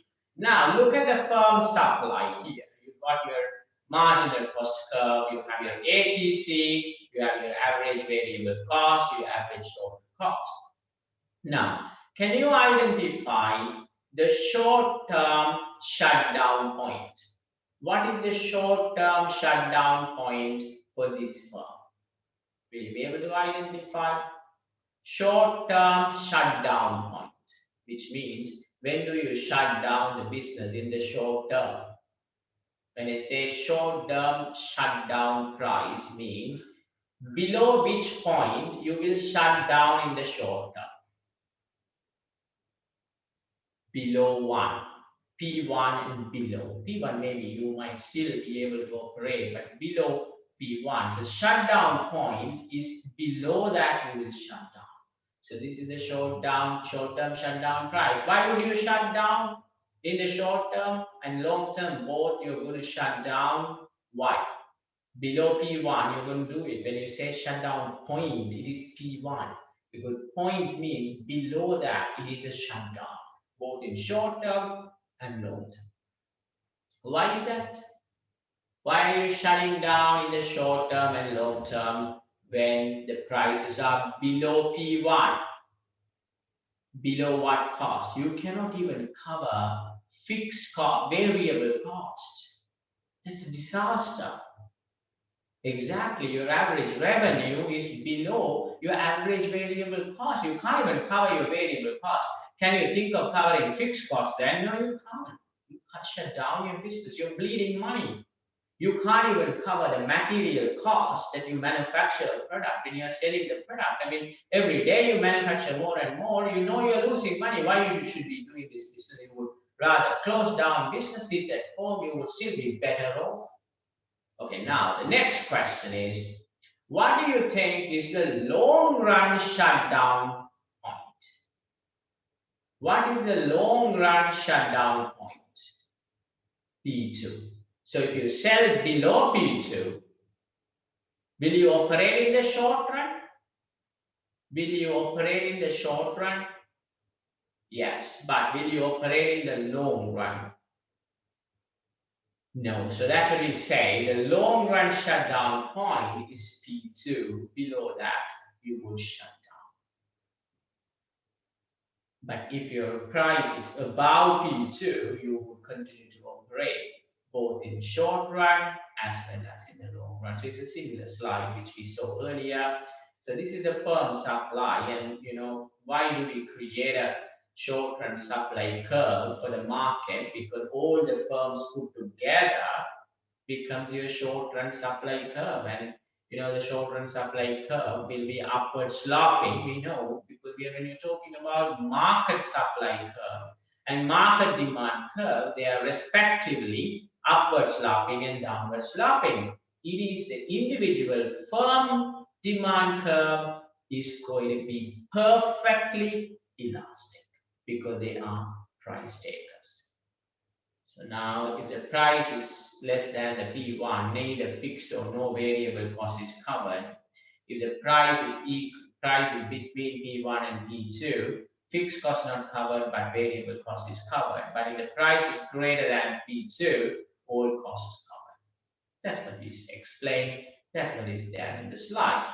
Now, this is important to understand. This particular slide is important. The next couple of slides, you're going to beautifully understand what we already explained in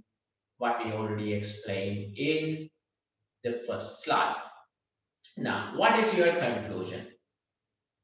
A perfect competition firm, can they make economic profits in the short run? Yes or no? I'm just going back to the slides, the first slide once again. Can they make economic profits in the short run? Yes. Can any firm in a perfect competition market make economic profits in the long run? No, you cannot make that. You cannot make economic profits in the long term. Why? Why do you think so? Is there any reason why you think that you cannot make? Because there's no entry barriers, more suppliers, more substitute products. All the features of perfect competition market are the reasons for this. So that is exactly what we are going to explain from now onwards. So you see what's happening. These graphs, you might find it a little tricky initially, but end of the day, if you really look at it, they just tell you very basic stuff. So learn to read them on your own. You try to look at it and see that together with what I explained, you'll be able to better understand what we study in the first slide. We are not going to talk about anything else.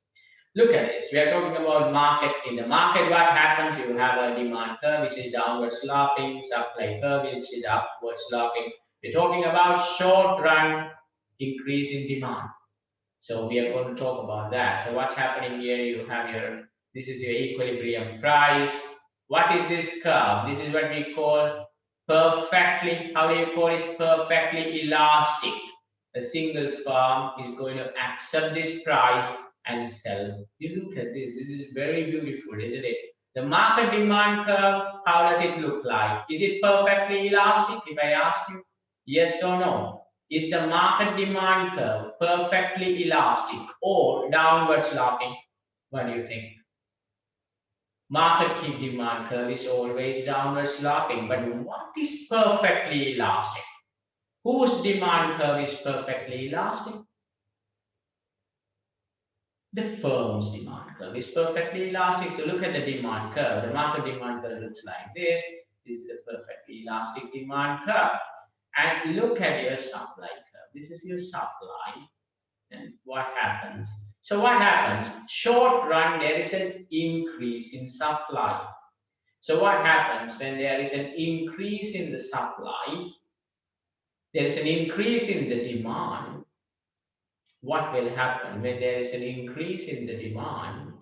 You're going to, what's going to happen is that when there is an increase, look at this, there is a permanent increase in the demand. This is where your demand is at the moment. This is your supply curve, this is your demand curve, and this is where your individual firm's demand curve is going to be, and where your ATC is the lowest and the profits are maximized. What happens? So when the demand increases, now there is a permanent increase in demand. So what will happen to your demand curve? Will shift to the right. Demand curve shift to the right. So when the demand curve shift to the right, look at what's happening. P naught is going to become P1. Do you see that change? Do you see that change? Now the P1 is here, but what's happening is that the demand increasing. So then when the demand increases, the price increases. So when there is this permanent increase in demand in the short run, what happens is in the perfect competition market, the firms will make economic profits. But what happens? What happens when they make economic profits? What do you think will happen? What do you think other firms will do in the market? What do you think will happen? More entry, more people will enter the market. So what's going to happen to the supply now? What would happen to the supply? The supply is going to increase. What's going to happen to the price? What's going to happen to the price now? The price is going to fall. The profits are going to be normalized. Firms are not going to make economic profits in the long run. So that is what is happening. See, once again, what happens? Here now prices are P naught and it increases to P1. Why it increases to P1? Because your demand increases. You make abnormal profits in the short run. What happens in the long run? Your supply increases, price drops again. You continue to make normal profits in the long run. This is the summary, and this is what all these graphs try to explain you. Okay, now we are moving on to the next market category, which is monopolistic competition. So what happens in monopolistic competition? It is similar to perfect competition in so many aspects, but it's similar to oligopoly or monopoly in certain aspects as well. So let's talk about monopolistic competition. Do you have few firms or many firms selling the products? What do you think about it? You have a large number of firms. That's exactly right. You have a large number of firms, many. Each firm has a small market share because it's again like perfect competition, but not so many suppliers like perfect competition, but still many. Each firm has a small market share. You cannot control a large market share, then it's not monopolistic. Collusion is not possible. In which market we spoke about collusion? If you remember, if you've got good memory, you should be able to remember that. In which markets did we speak about collusion? Where do you think we said people are going to collude and they are going to control the market and going to set up a price and take the consumers for granted? All the suppliers are going to act in together. That's where we said collusion is possible. In oligopoly, you're exactly right. In oligopoly, you have collusion, but in monopolistic, no, because there are too many people. How can you collude? You can't. Firms produce differentiated products. There are close substitutes, but they differentiate in terms of flavor, features. Think about biscuits, electronics, chocolates, and things like that. Relatively elastic demand. Now, somebody's going to answer this question. Why do you think your demand curve is going to be downward sloping? Because you are going to set your own price. Prices down, demand up. Prices up, demand drops. So that makes sense. Downward sloping demand curve, but relatively elastic. Why is that? When the price increases, the demand drops more than the increase in the price. That is elastic demand, isn't it? What is elastic demand? The demand is more sensitive to the prices. Why do you think it is so? You should be able to explain me now. Why do you think this company got a relatively elastic demand?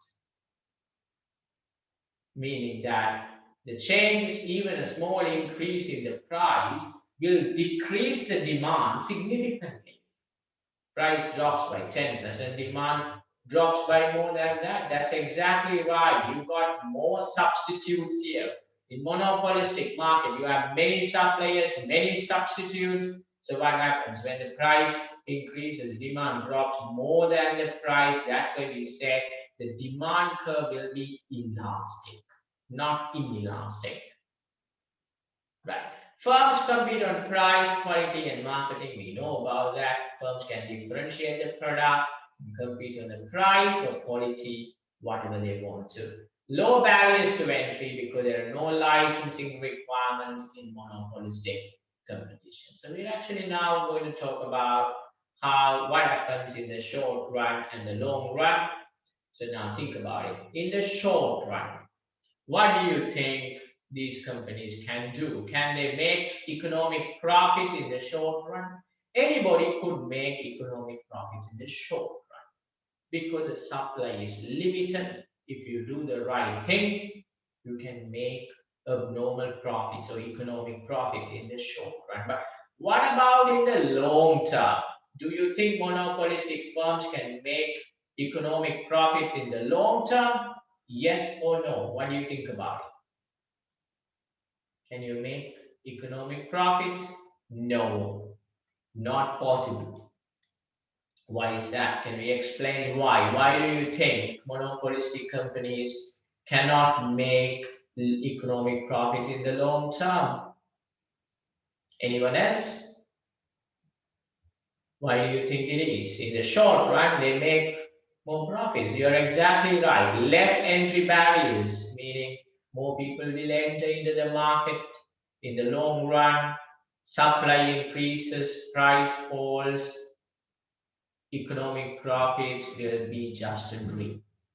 So look at what's happening. So the same thing we are trying to explain. You have price on one axis, quantity on the other axis. Everywhere we see the same thing. This is your demand curve. It looks relatively elastic. If you go back and see all the type of elasticity curves that we did, this is a steeper demand curve because it is elastic demand curve. And then you've got your ATC curve, and this is where your ATC is lowest. This is where your ATC is lowest, and this is your marginal revenue. See what's happening. You see what's happening here. This is your ATC, and this is your ATC, but your price is here. Then what happens? If your ATC is here and your price is here, in the short run, can you make economic profits? Yes or no? Yes. Yes, it is, because you are setting the price above your ATC at this quantity. So you make economic profits in the short run. But what happens in the long run? Look at what's happening in the long run here. Output decision of a firm. So you see the same message coming up, just like what we did in the perfect competition. See what happens. Short run profit. Firms enter, price falls. Why? When the firms enter, what happens to the supply? The supply increases. When the supply increases, the price falls. When the price falls, can you make economic profits? Your economic profits disappear. You continue to make a normal profit. So that is what is explained in this graph compared to short-term and long-run production decisions of a monopolistic firm. Slide 33. So now we are actually going to talk about something important. You should pay attention now. We are going to talk about monopolistic competition in the sense of, in the context of allocative efficiency. Now, what is allocative efficiency? Is basically, when you say allocative efficiency, the best market where you would have the maximum allocative efficiency is the perfect competition. Why? Demand and supply will decide the prices. In a perfect competition market, demand and supply will decide the price, and any single firm will just follow that. So allocative efficiency will be greatest in perfect competition, but it is allocative efficiency is not so clear in a monopolistic competition because the firms are price takers. The social cost of not producing where price is equal to MC. This is important. Look at this.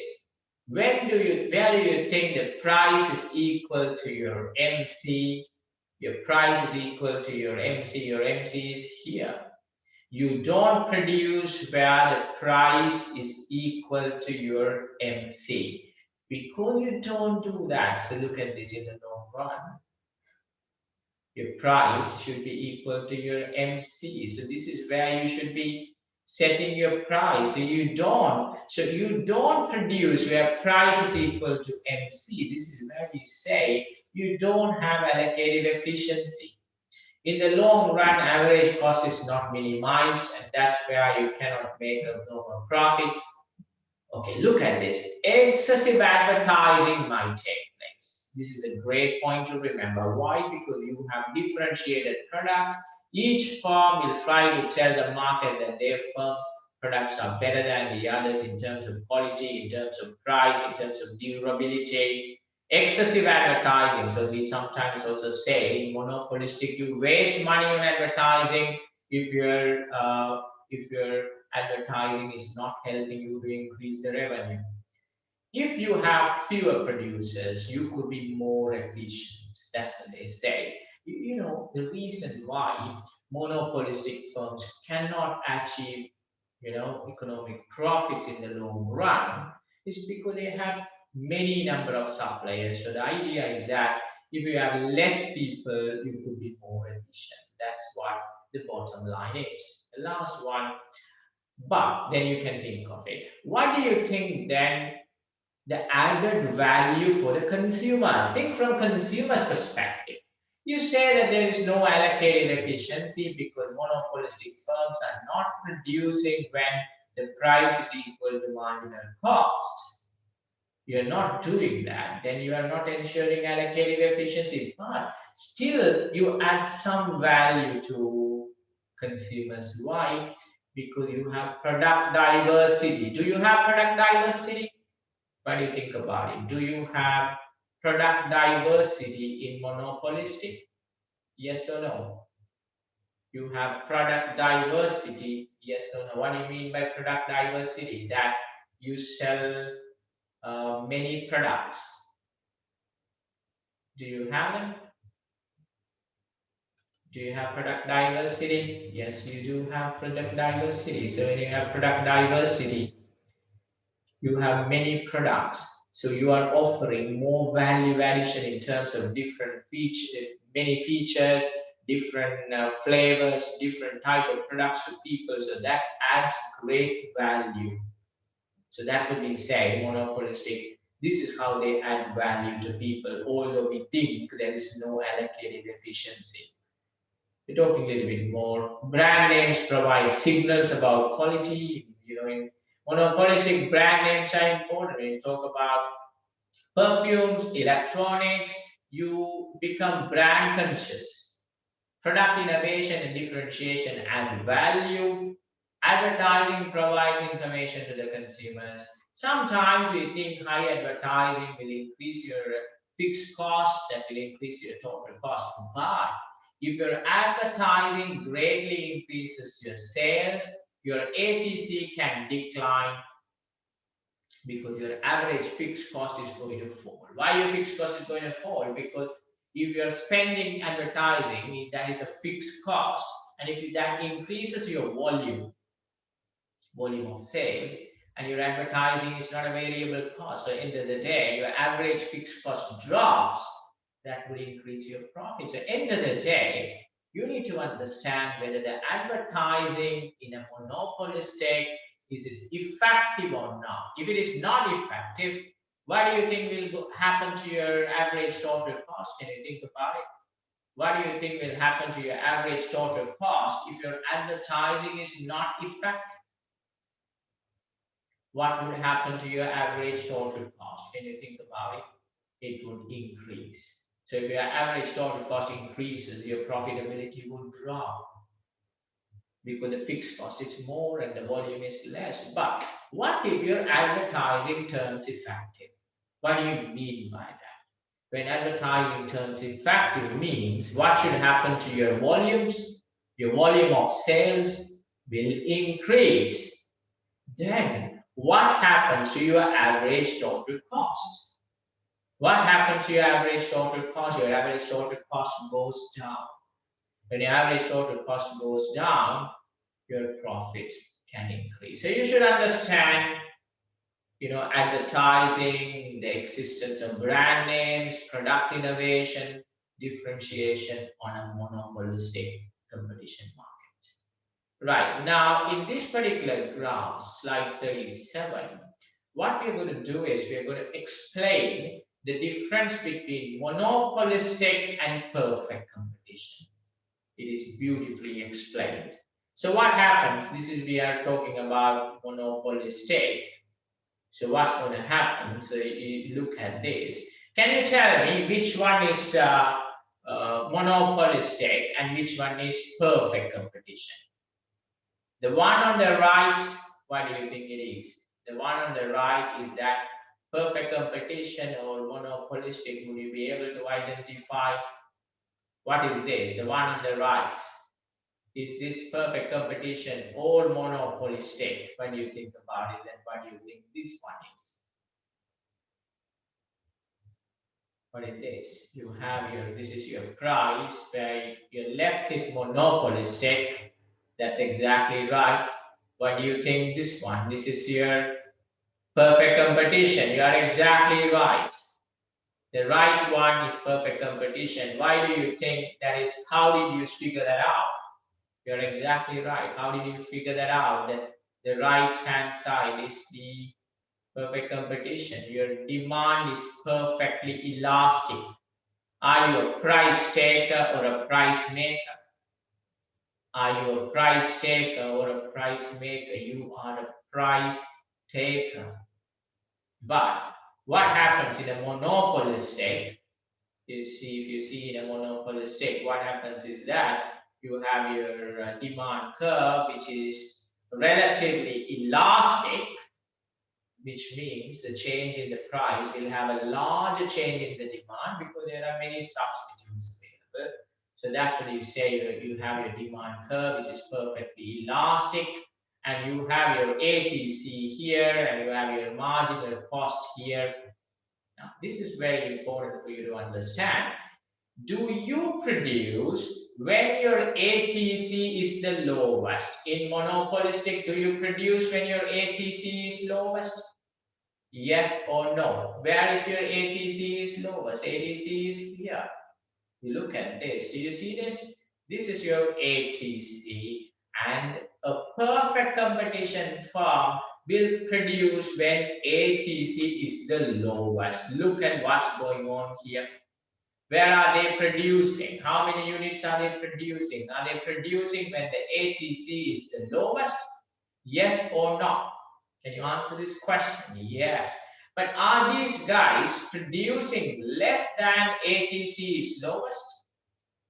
Less than the point ATC is lowest. We are producing here, but you see there is actually demand here, isn't it? So you could actually produce here when the ATC is lowest and you're not doing it. That is why you don't have allocative efficiency. Remember we spoke about allocative efficiency before. We said monopolistic firms, they don't have it, but they are selling the price here. ATC is here, means they make economic profits, but can they sustain that? Can you answer this question? Can they sustain these economic profits? No, they can't sustain. Why is that? Why do you think they can't sustain that in the long run? Why it is? Why they cannot do that? Because most suppliers in the long run, in the short run, people can't enter the market. So the supply is limited. You can manage to set the price above your ATC, make an economic profits, but in the long run, you can't do that. Your supply increases. You can only continue to make economic profits. You should understand, excess capacity is when your efficient quantity is more than your actual quantity. So where do you think your efficient quantity is? Can you tell me, is this your efficient quantity or is this your efficient quantity? Where do you need to produce? Should you produce here or should you produce here? On the right or on the left? On the right or on the left? You should produce on the right. Are they doing that? Are they doing that? Are they doing that? They're not doing that. They're not doing that. That is why we say there is no allocative efficiency. Right? So that's exactly the problem in monopoly state. Although they try to add value through product features, branding, product innovation, and differentiation, etc. Okay, now I'm going to ask you a question. In which market your price is equal to MR, MR is equal to MC? In which market your price is equal to marginal revenue is equal to marginal cost? Perfect competition, because your price is going to be consistent. You are a price taker. A monopoly state, are they price takers or price makers? Can you answer this question? Some of the questions that have been tested in the previous exams, previous mock exams, they are price makers or takers. I'm talking about monopolistic. Do they set their own prices or do they depend on the market prices? They set their own prices. If you're selling a biscuit brand, you set your own prices. But do you have high degree of pricing power? Do you have high degree of pricing power? You don't have, but it doesn't mean you are a 100% price taker. You are a price maker, but you need to look at the market price and sell your product. So that's monopolistic versus perfect competition. Now we are getting into oligopoly market. So we're going to look at different type of oligopolies that exist. And that's going to be probably the last topic for us today. And then we talk about the last segment, monopoly, in the next class. Right, now let's talk about oligopoly. We spoke about perfect competition. We spoke about monopolistic. What is the bottom line? What are the similarities? We saw a lot of quite similarities. Many sellers and homogeneous or differentiated products, of course, in monopolistic, but perfect competition, homogeneity, and most importantly, we said both of them have less entry barriers, and as a result, they cannot make economic profit in the long term. Okay, but now I have a question for you. There are some differences between these two. The first one, where do you think that there is only price competition? There is no non-price competition. Where is that? There is only price competition in one market out of these two. Perfect competition and monopolistic. Where do you think there is only price competition?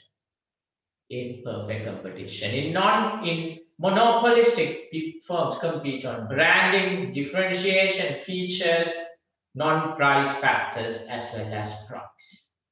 Okay, now one more question. Out of these two markets, who got the highest allocative efficiency? Who do you think have the highest allocative efficiency? Perfect competition or monopolistic? Perfect competition, of course, because there the price is determined by the demand and supply. So that way, that would do the best for the consumer. So there is allocative efficiency. But monopolistic, do they produce where ATC is the lowest? What do you think? Does the monopolistic firm produce when the ATC is lowest? No, they don't. That is precisely where the problem kicking in. That's the end of perfect competition and monopolistic. We are moving on to oligopoly. What are the examples of industries which are generally considered to be oligopoly? What do you think they are? Banks, that's right. Banks, insurance companies, where there is mobile operator. That's again a great answer. You are right. Mobile operators are oligopoly, and in some cases they are duopoly if you have only two players. But in most markets that I have seen, it's an oligopoly. Insurance companies, banks, mobile operators, great examples of oligopoly markets.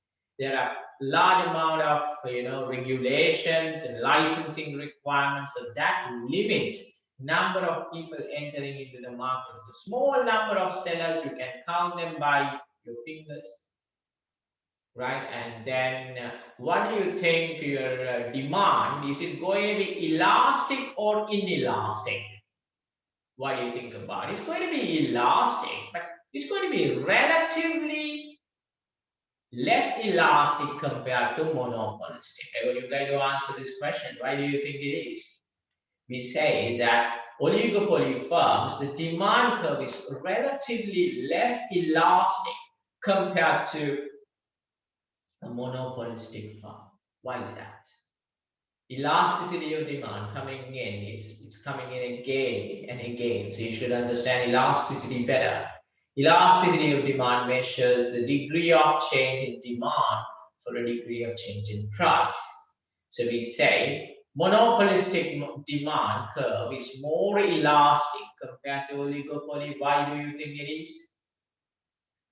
Why do you think it is? Where do you think you have more substitutes? Where do you think you have more substitutes? In monopolistic or in oligopoly?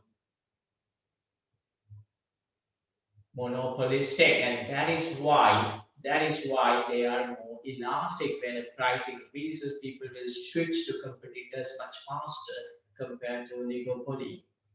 Interdependence, you have to understand this. One firm could be dependent on the other because you have very few people in the market. So the decision of one guy can have a significant impact on the overall market. But do you think in monopolistic that is the case? Can a small player make an impact in the market? Can he change the market?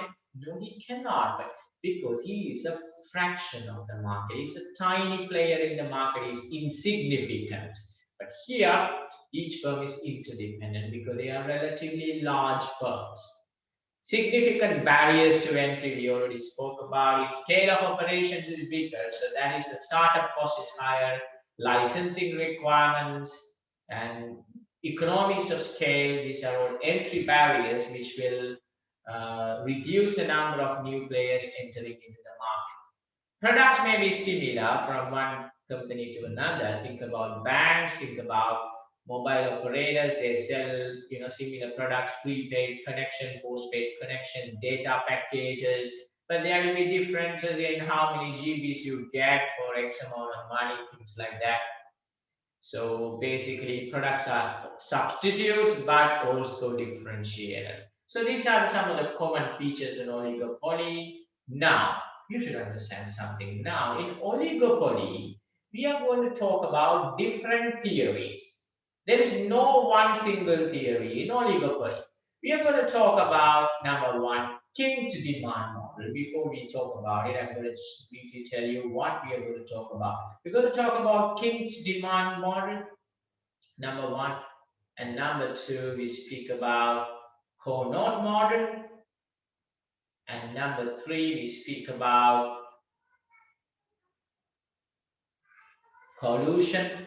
This is where we talk about collusion and prisoner's dilemma and oligopoly. So this is the third theory, and the last theory we speak about in oligopoly is the dominant firm oligopoly. These are the four models available in oligopoly. So when we understand these four, and that's the end of monopoly market.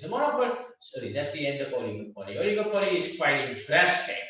That you should understand better. So let's start talking about the first model, kinked demand curve model, Cournot model. Third one is collusion. Fourth one is dominant firm. Right. So in a kinked demand curve, what happens is the meaning of the term kinked, because if you have few players, let's say 5 players in the market, competitors will not follow a price increase. If you increase the price, nobody will increase it. Only you will be the person increasing the price. What do you think will happen to your demand? Can you tell me? Can you tell me what will happen to your demand if you increase the price and everyone else is not following? The demand for you will fall. You will make fool out of yourself by increasing the price. But if you decrease the price, what do you think everybody else will do? If you decrease the price in an oligopoly, what do you think everybody else will do? Everybody else also will decrease the price now because they don't want to lose their business to you.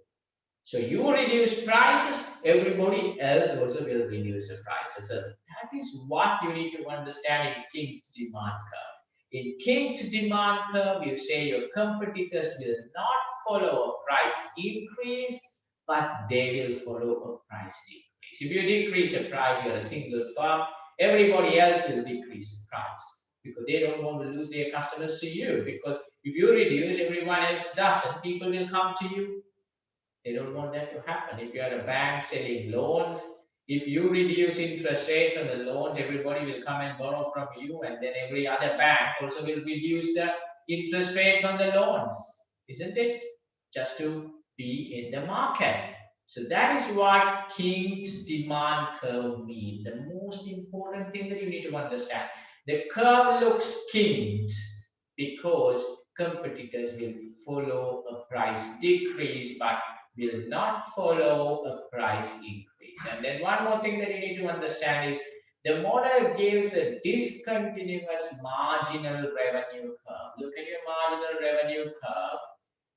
At similar price and quantities, you might have different marginal cost curves. You have 1A, B, so you will have discontinuous marginal revenue curve in oligopoly market. That is kinked demand curve model. The model doesn't really explain what determines the market price. So that is why there is a need for other models to explain oligopoly. So moving down to the second model, Cournot model. So what is this Cournot model? It's like a duopoly. When you talk about a duopoly, what do you mean by duopoly? We never spoke about duopoly, isn't it? This is the second form of oligopoly market. The first theory we spoke about is the kinked demand curve, based on the notion that competitors will follow a price decrease, but they will not follow a price increase. Now we're talking about Cournot model, duopoly. What does duopoly mean? How many players do you have in the market? How many people selling your products? There are two players selling the products in the market, and that's what cohort model means. But there can be more, but you can have 3 or 4, but something that you need to understand, each person should be selling homogeneous products. Firms have market power. The firms, if you have two firms, you need to have a relatively equal sized firms, like nearly 50-50. If you have 4 firms, each of them nearly should control 1/4 of the market. So that is when this model works. When each firm in the market will have some form of market control equal to each other. Firms have market power, quantity will affect the price. Firms choose the quantity simultaneously.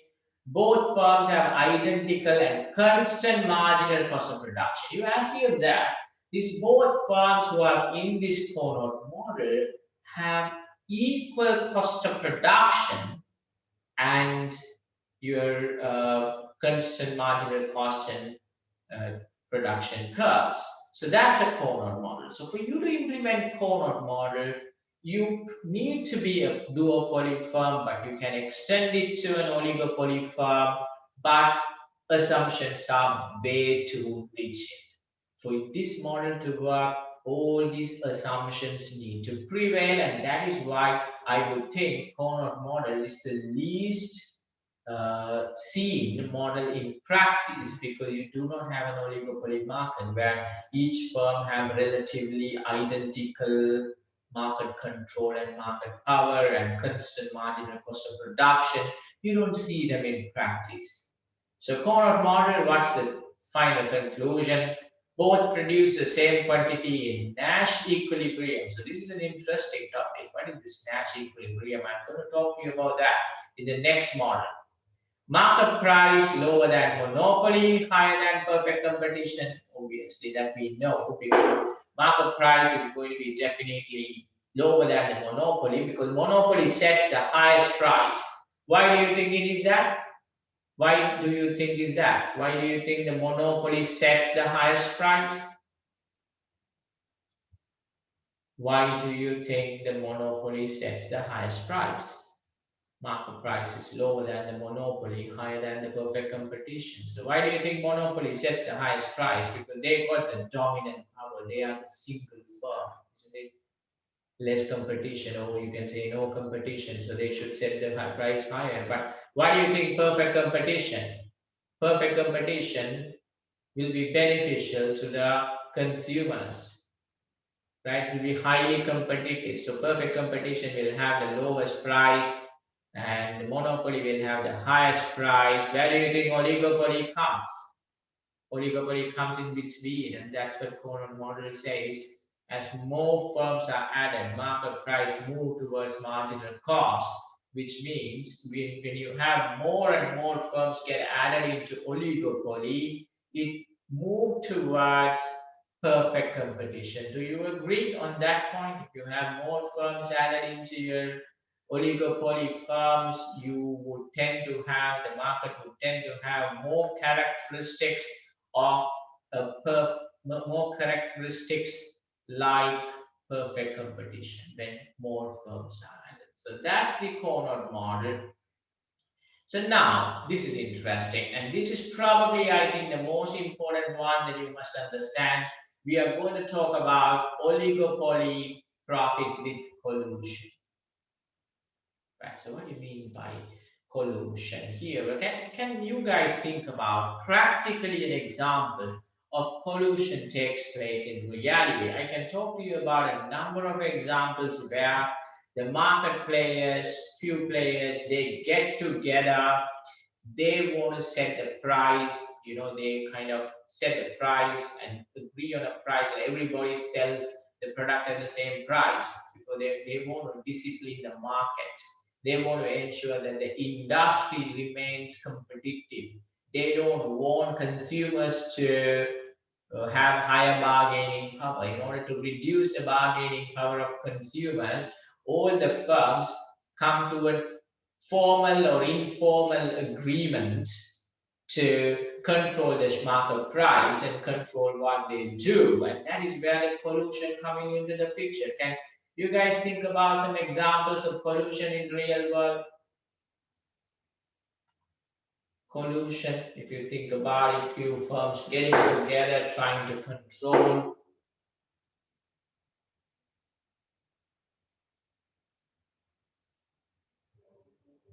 There is some amount of collusion in there, you are right, in terms of medical industry, in terms of manufacturing drugs or vaccines. You see a lot of collaborations happening in the world. In recent years, we have seen that. Any other example you want to talk about? There's a practical example of collusion. It's like, if you guys heard about OPEC, Organization of Petroleum Exporting Countries, you know about that, where most of the Gulf members are part of it. What they do? What do you think they do? They do cut production. Why do you think they cut the production? They reduce the capacity, they reduce the production. Why do they reduce the production? Because they want to support the market price. So they do some behavior. If the demand, what's been happening when the COVID-19 happened last year, the demand for crude oil fell significantly. So since that time, all these firms, all these countries who export crude oil, which we call OPEC, started reducing the production. Why did they do it? Why do you think they did reduce the production? They have been cutting production to reduce the supply. If the supply reduces, what will happen to the price? What will happen to the price? The price goes up. So you can actually prevent a sharp drop in oil prices. This is precisely what's been happening. And still, if you see, still for the countries who are exporting crude oil are implementing some forms of restriction on how much they produce. So still the restrictions are ongoing, and now they are reviewing that, because as now the demand slightly increasing, so the lockdowns easing with vaccination hopes and things like that. Now the demand is slightly increasing. They're thinking to increase their production by relaxing the restrictions. So this is a great example of collusion. Why do you think they do that? What they do benefit who? Entire oil manufacturers, because that keeps the price high. If the price is high, it's good for everybody. And this is a great example of collusion. I can give you another example. In smaller jurisdictions, banks work together. They don't have a formal agreement. They probably have an informal agreement between treasurers of banks, where they think, okay, we do not pay more deposit rates, interest rates, and take other people's deposits. For example, if the banks, it's always a competition on taking deposits from the customers. Where do you think you would invest your money? Would you invest in a bank which offers you less interest, or would you deposit money in a bank which offers you higher interest? If I ask you a very basic question, where would you invest your money? You would invest your money in a bank which pays you high interest. Obviously, you are right. You go for higher interest. But so what happens is, smaller banks, they are desperate for money. They're desperate for deposits. What they do is they go and tap big customers of large banks and make them greedy by saying that we are offering them more interest and take all of them. So people move. But at the end of the day, what happens to the interest rate in the market? What happens to the cost of capital? What happens to the cost of deposit in the market because of this irresponsible behavior of these small guys? What happens if small players, they each offer higher interest rates to some customers, and people will move there? And then naturally, what happens to the interest rates in the market? What do you think will happen? Naturally, interest rates go up. Who gets affected? Everybody gets affected. Interest rates go up. Consumers will get benefited, but everybody else get affected. This is why all these firms, they get into a gentleman agreement. They want to stick to a collusion. They want to stick to a contract and say, okay, we will have a gentleman agreement. I don't overpay and take your deposits. You don't overpay customers and take my deposits, which customers have with me.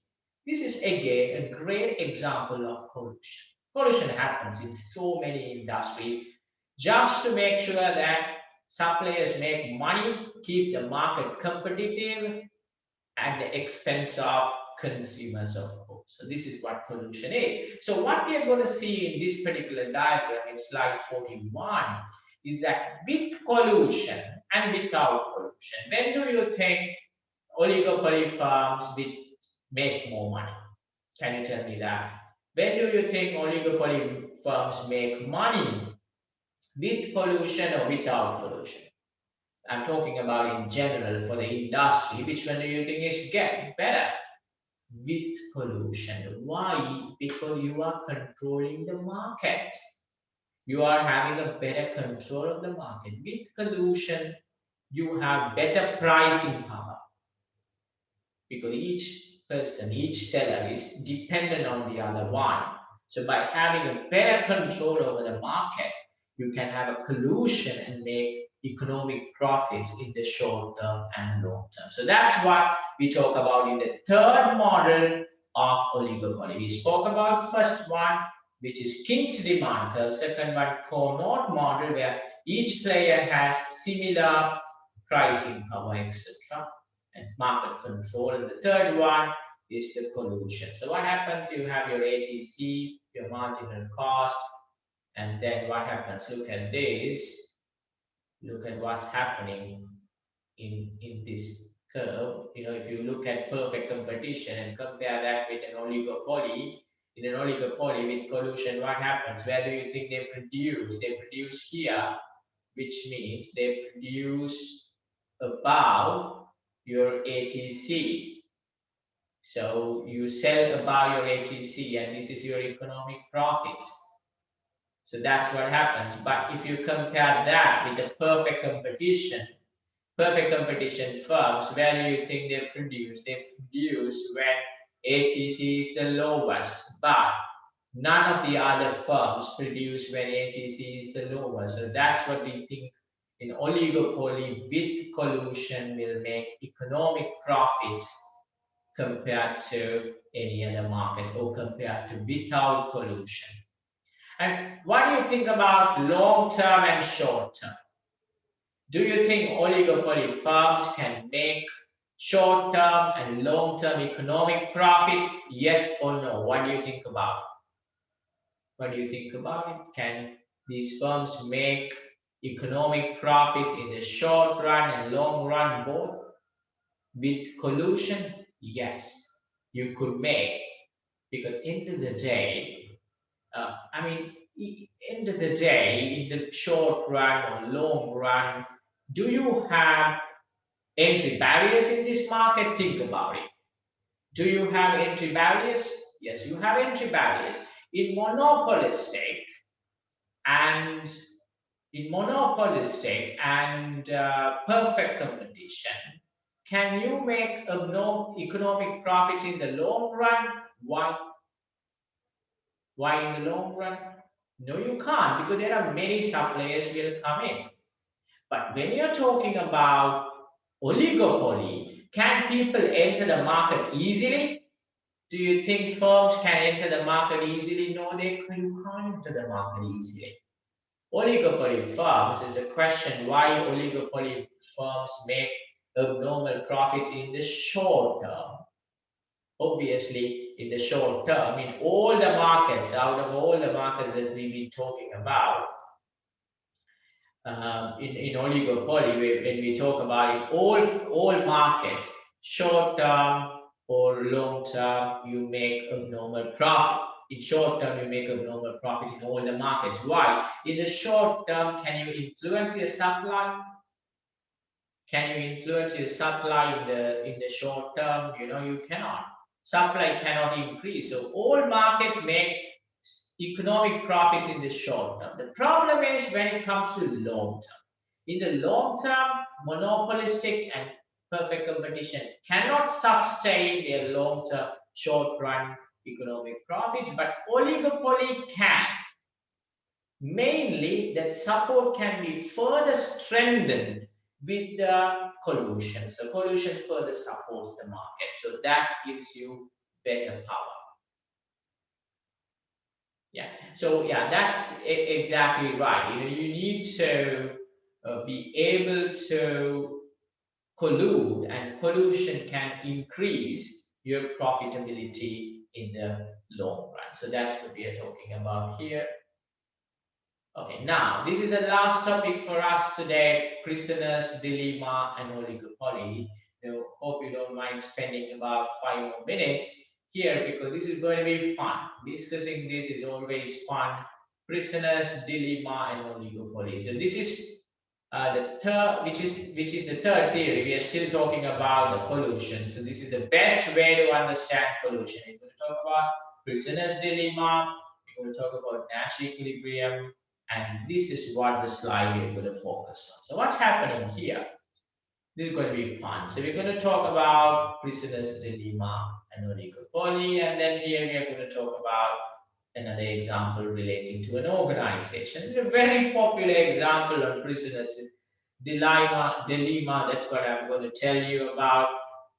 Okay, let's take two guys.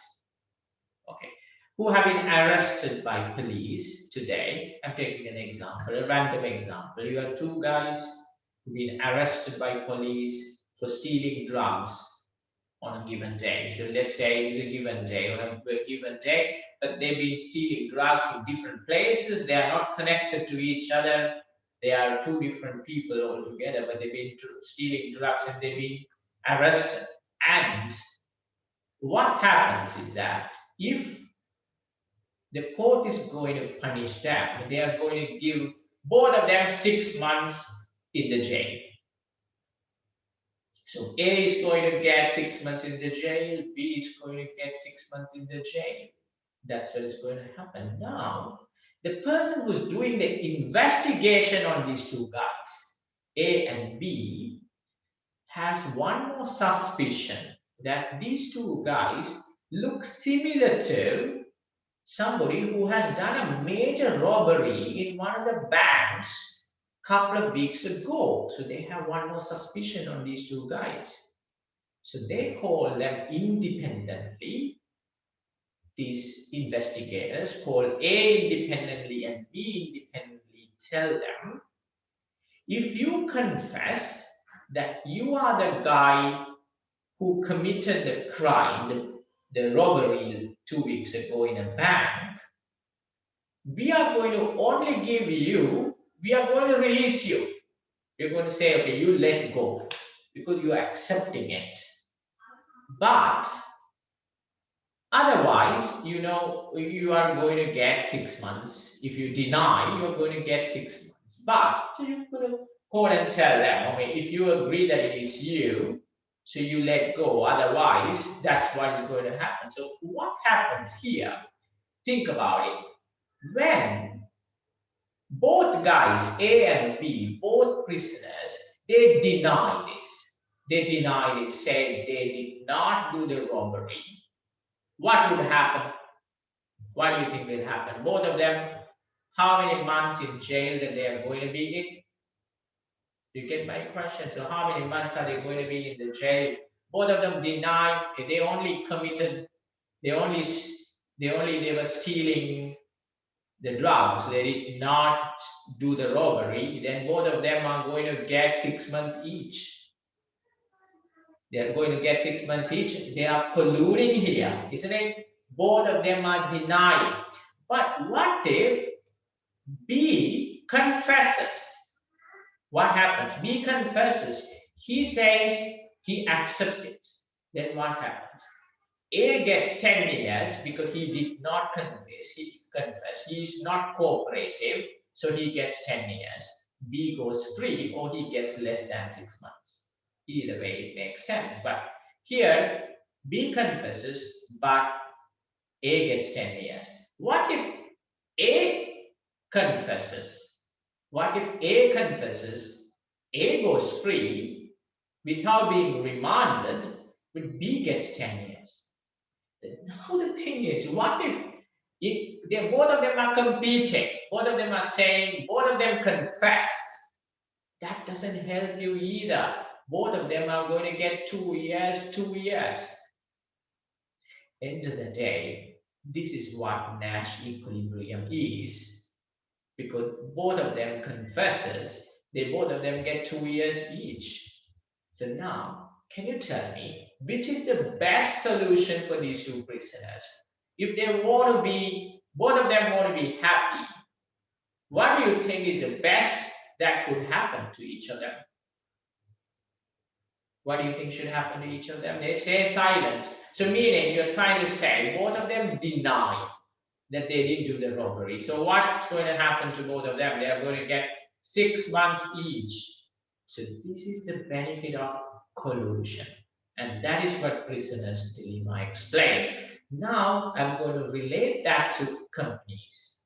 Think about two companies, A and B. If both firms collude, what happens to them? Can they make economic profits or normal profits? If both companies colluding, both of them make economic profits. Why do you think both of them make economic profits if they collude? Because they control the market. They make economic profits in the short term. But now think about it. In a collusion agreement, firms can cheat.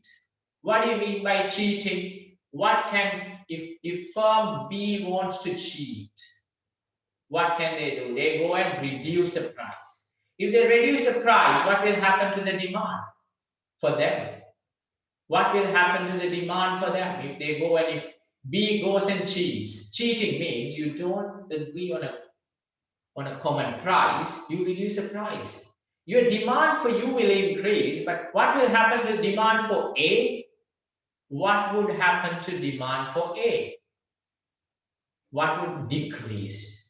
So who makes economic profits? You make extra economic profits, but A makes economic losses. But what if A is cheating? A makes economic profits because A reduces prices, everybody buys the products from them. B makes economic losses. Now what if you take, okay, you assume B will cheat, A cheating. And B is assuming A will cheat, B also will cheating, both of them cheating. Meaning, is there a collusion then? Do you have a collusion in that case? Yes or no? A is cheating because A thinks B will cheat, B is cheating because B thinks A will cheat. Then there's absolutely no collusion. Both of them don't make economic profits, they make zero economic profits. So again, what do you think is the best thing that can happen to firms here? What do you think the best thing that can happen? Can cheating help companies?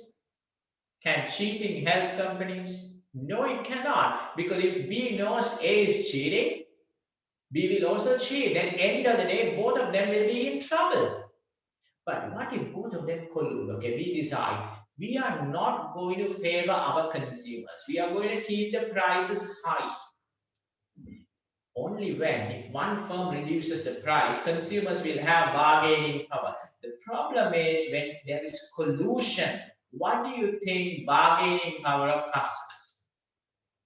What do you think the bargaining power of customers when you have collusion? You have less bargaining power. This is good for the companies, the firms. So this is exactly what we need to understand. So which is the best thing for firms? Is this the best thing for the industry?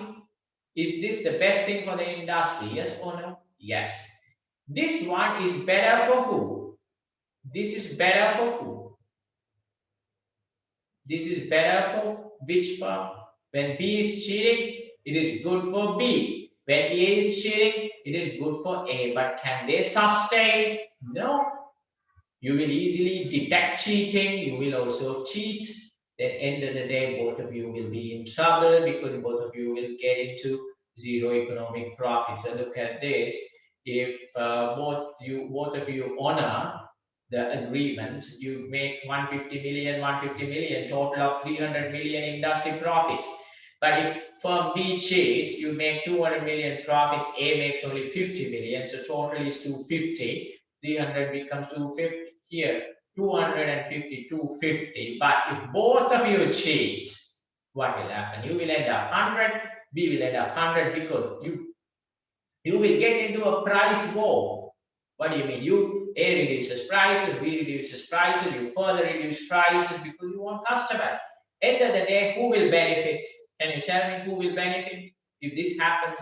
If these both firms get into cheating, who will benefit? The consumer will benefit, but both of them make losses. So what can help them? What can help them? Which one help them? Agree, collude. That is what this theory talks about. So Nash equilibrium, remember, is the lowest profits for the industry. What gives you the lowest profits for the industry is the Nash equilibrium, which is 100, where both parties do not collude. Both parties cheat. That is when Nash equilibrium. And this is, the game theory. This is also called the game theory. Collusion will be more successful when there are few firms, homogeneous products, similar cost structures, certain and severe retaliation for cheating. You should be able to detect cheating, severe retaliation, then only your game theory will work. Retaliation means if you have severe punishment for cheating an agreement, little competition from firms outside the agreement. If you have outside the agreement, there is more competition. This is how OPEC works, because OPEC control a large amount of oil output, and when they cut the production, it really works because that has a material impact on the market. So for this to work, you should have a large control on the market. The last one, easy to understand. There is nothing much tricky here. Slide 46. The last slide for us today. Dominant firm monopoly means you talk about it's an oligopoly. Sorry, dominant firm oligopoly. Let's say you have 5 firms. So technically speaking, what should be the market share of each firm? If you think about it, each firm has equivalent market size. Something like, each firm has got similar market size, something like a Cohort model. What do you think will be the market share of each of them? What do you think would be the market share of each of them? If each party has got the similar market share, you have 5 firms. What would be the market share of each of the companies? Approximately equal market share. You have 5 firms. Each firm will have 20% of the market share in the market, isn't it? This is what normally happens in a Cohort model. But in a dominant firm oligopoly, think about an oligopoly. Let's say you have 5 firms, but the large firm control 80% of the market. The balance 4 firms, what they do, they follow the large player. Here, the dominant firm oligopoly means you have, let's say, 5 firms or 10 firms, but one firm there has a dominant effect. They are a very dominant player. So whatever they do, what the other players are going to do, they are going to follow. So it is not a collusion. Collusion means everybody will have equal say. But here, one dominant firm is there, and then what's going to happen is whatever they say is basically going to happen. So that's basically dominant firm oligopoly. One dominant firm is the low-cost producer. Dominant firm produces most output. Dominant firm essentially sets the market price, and other firms that they take the prices. So basically, that's the end of oligopoly markets, and we will be continue with the rest of the topics on Wednesday. What are the 4 types of oligopolies? Number 1 we spoke about. Can you remind me what is the first one? What is the first one we spoke about in oligopoly? There are 4 different theories, isn't it? The first one we spoke about is what? What did we speak about? Kinked demand curve. That's right. Where we said that firms will follow a price decrease but will not follow a price increase. Number 2, we spoke about Cohort model. And number 3, we spoke about what? What did we speak about now? We spoke for a long time. What is the third one? Collusion and game theory and Nash equilibrium. All of them in the third one. What is the last one? Dominance from oligopoly. The bottom line is oligopoly firms will make economic profits both in the short term and long term because of high entry barriers and collusion. Right, so that's the end of it. We'll start with monopoly and we move towards macroeconomics on Wednesday. Thank you for joining and sorry to have kept you for long. Good night.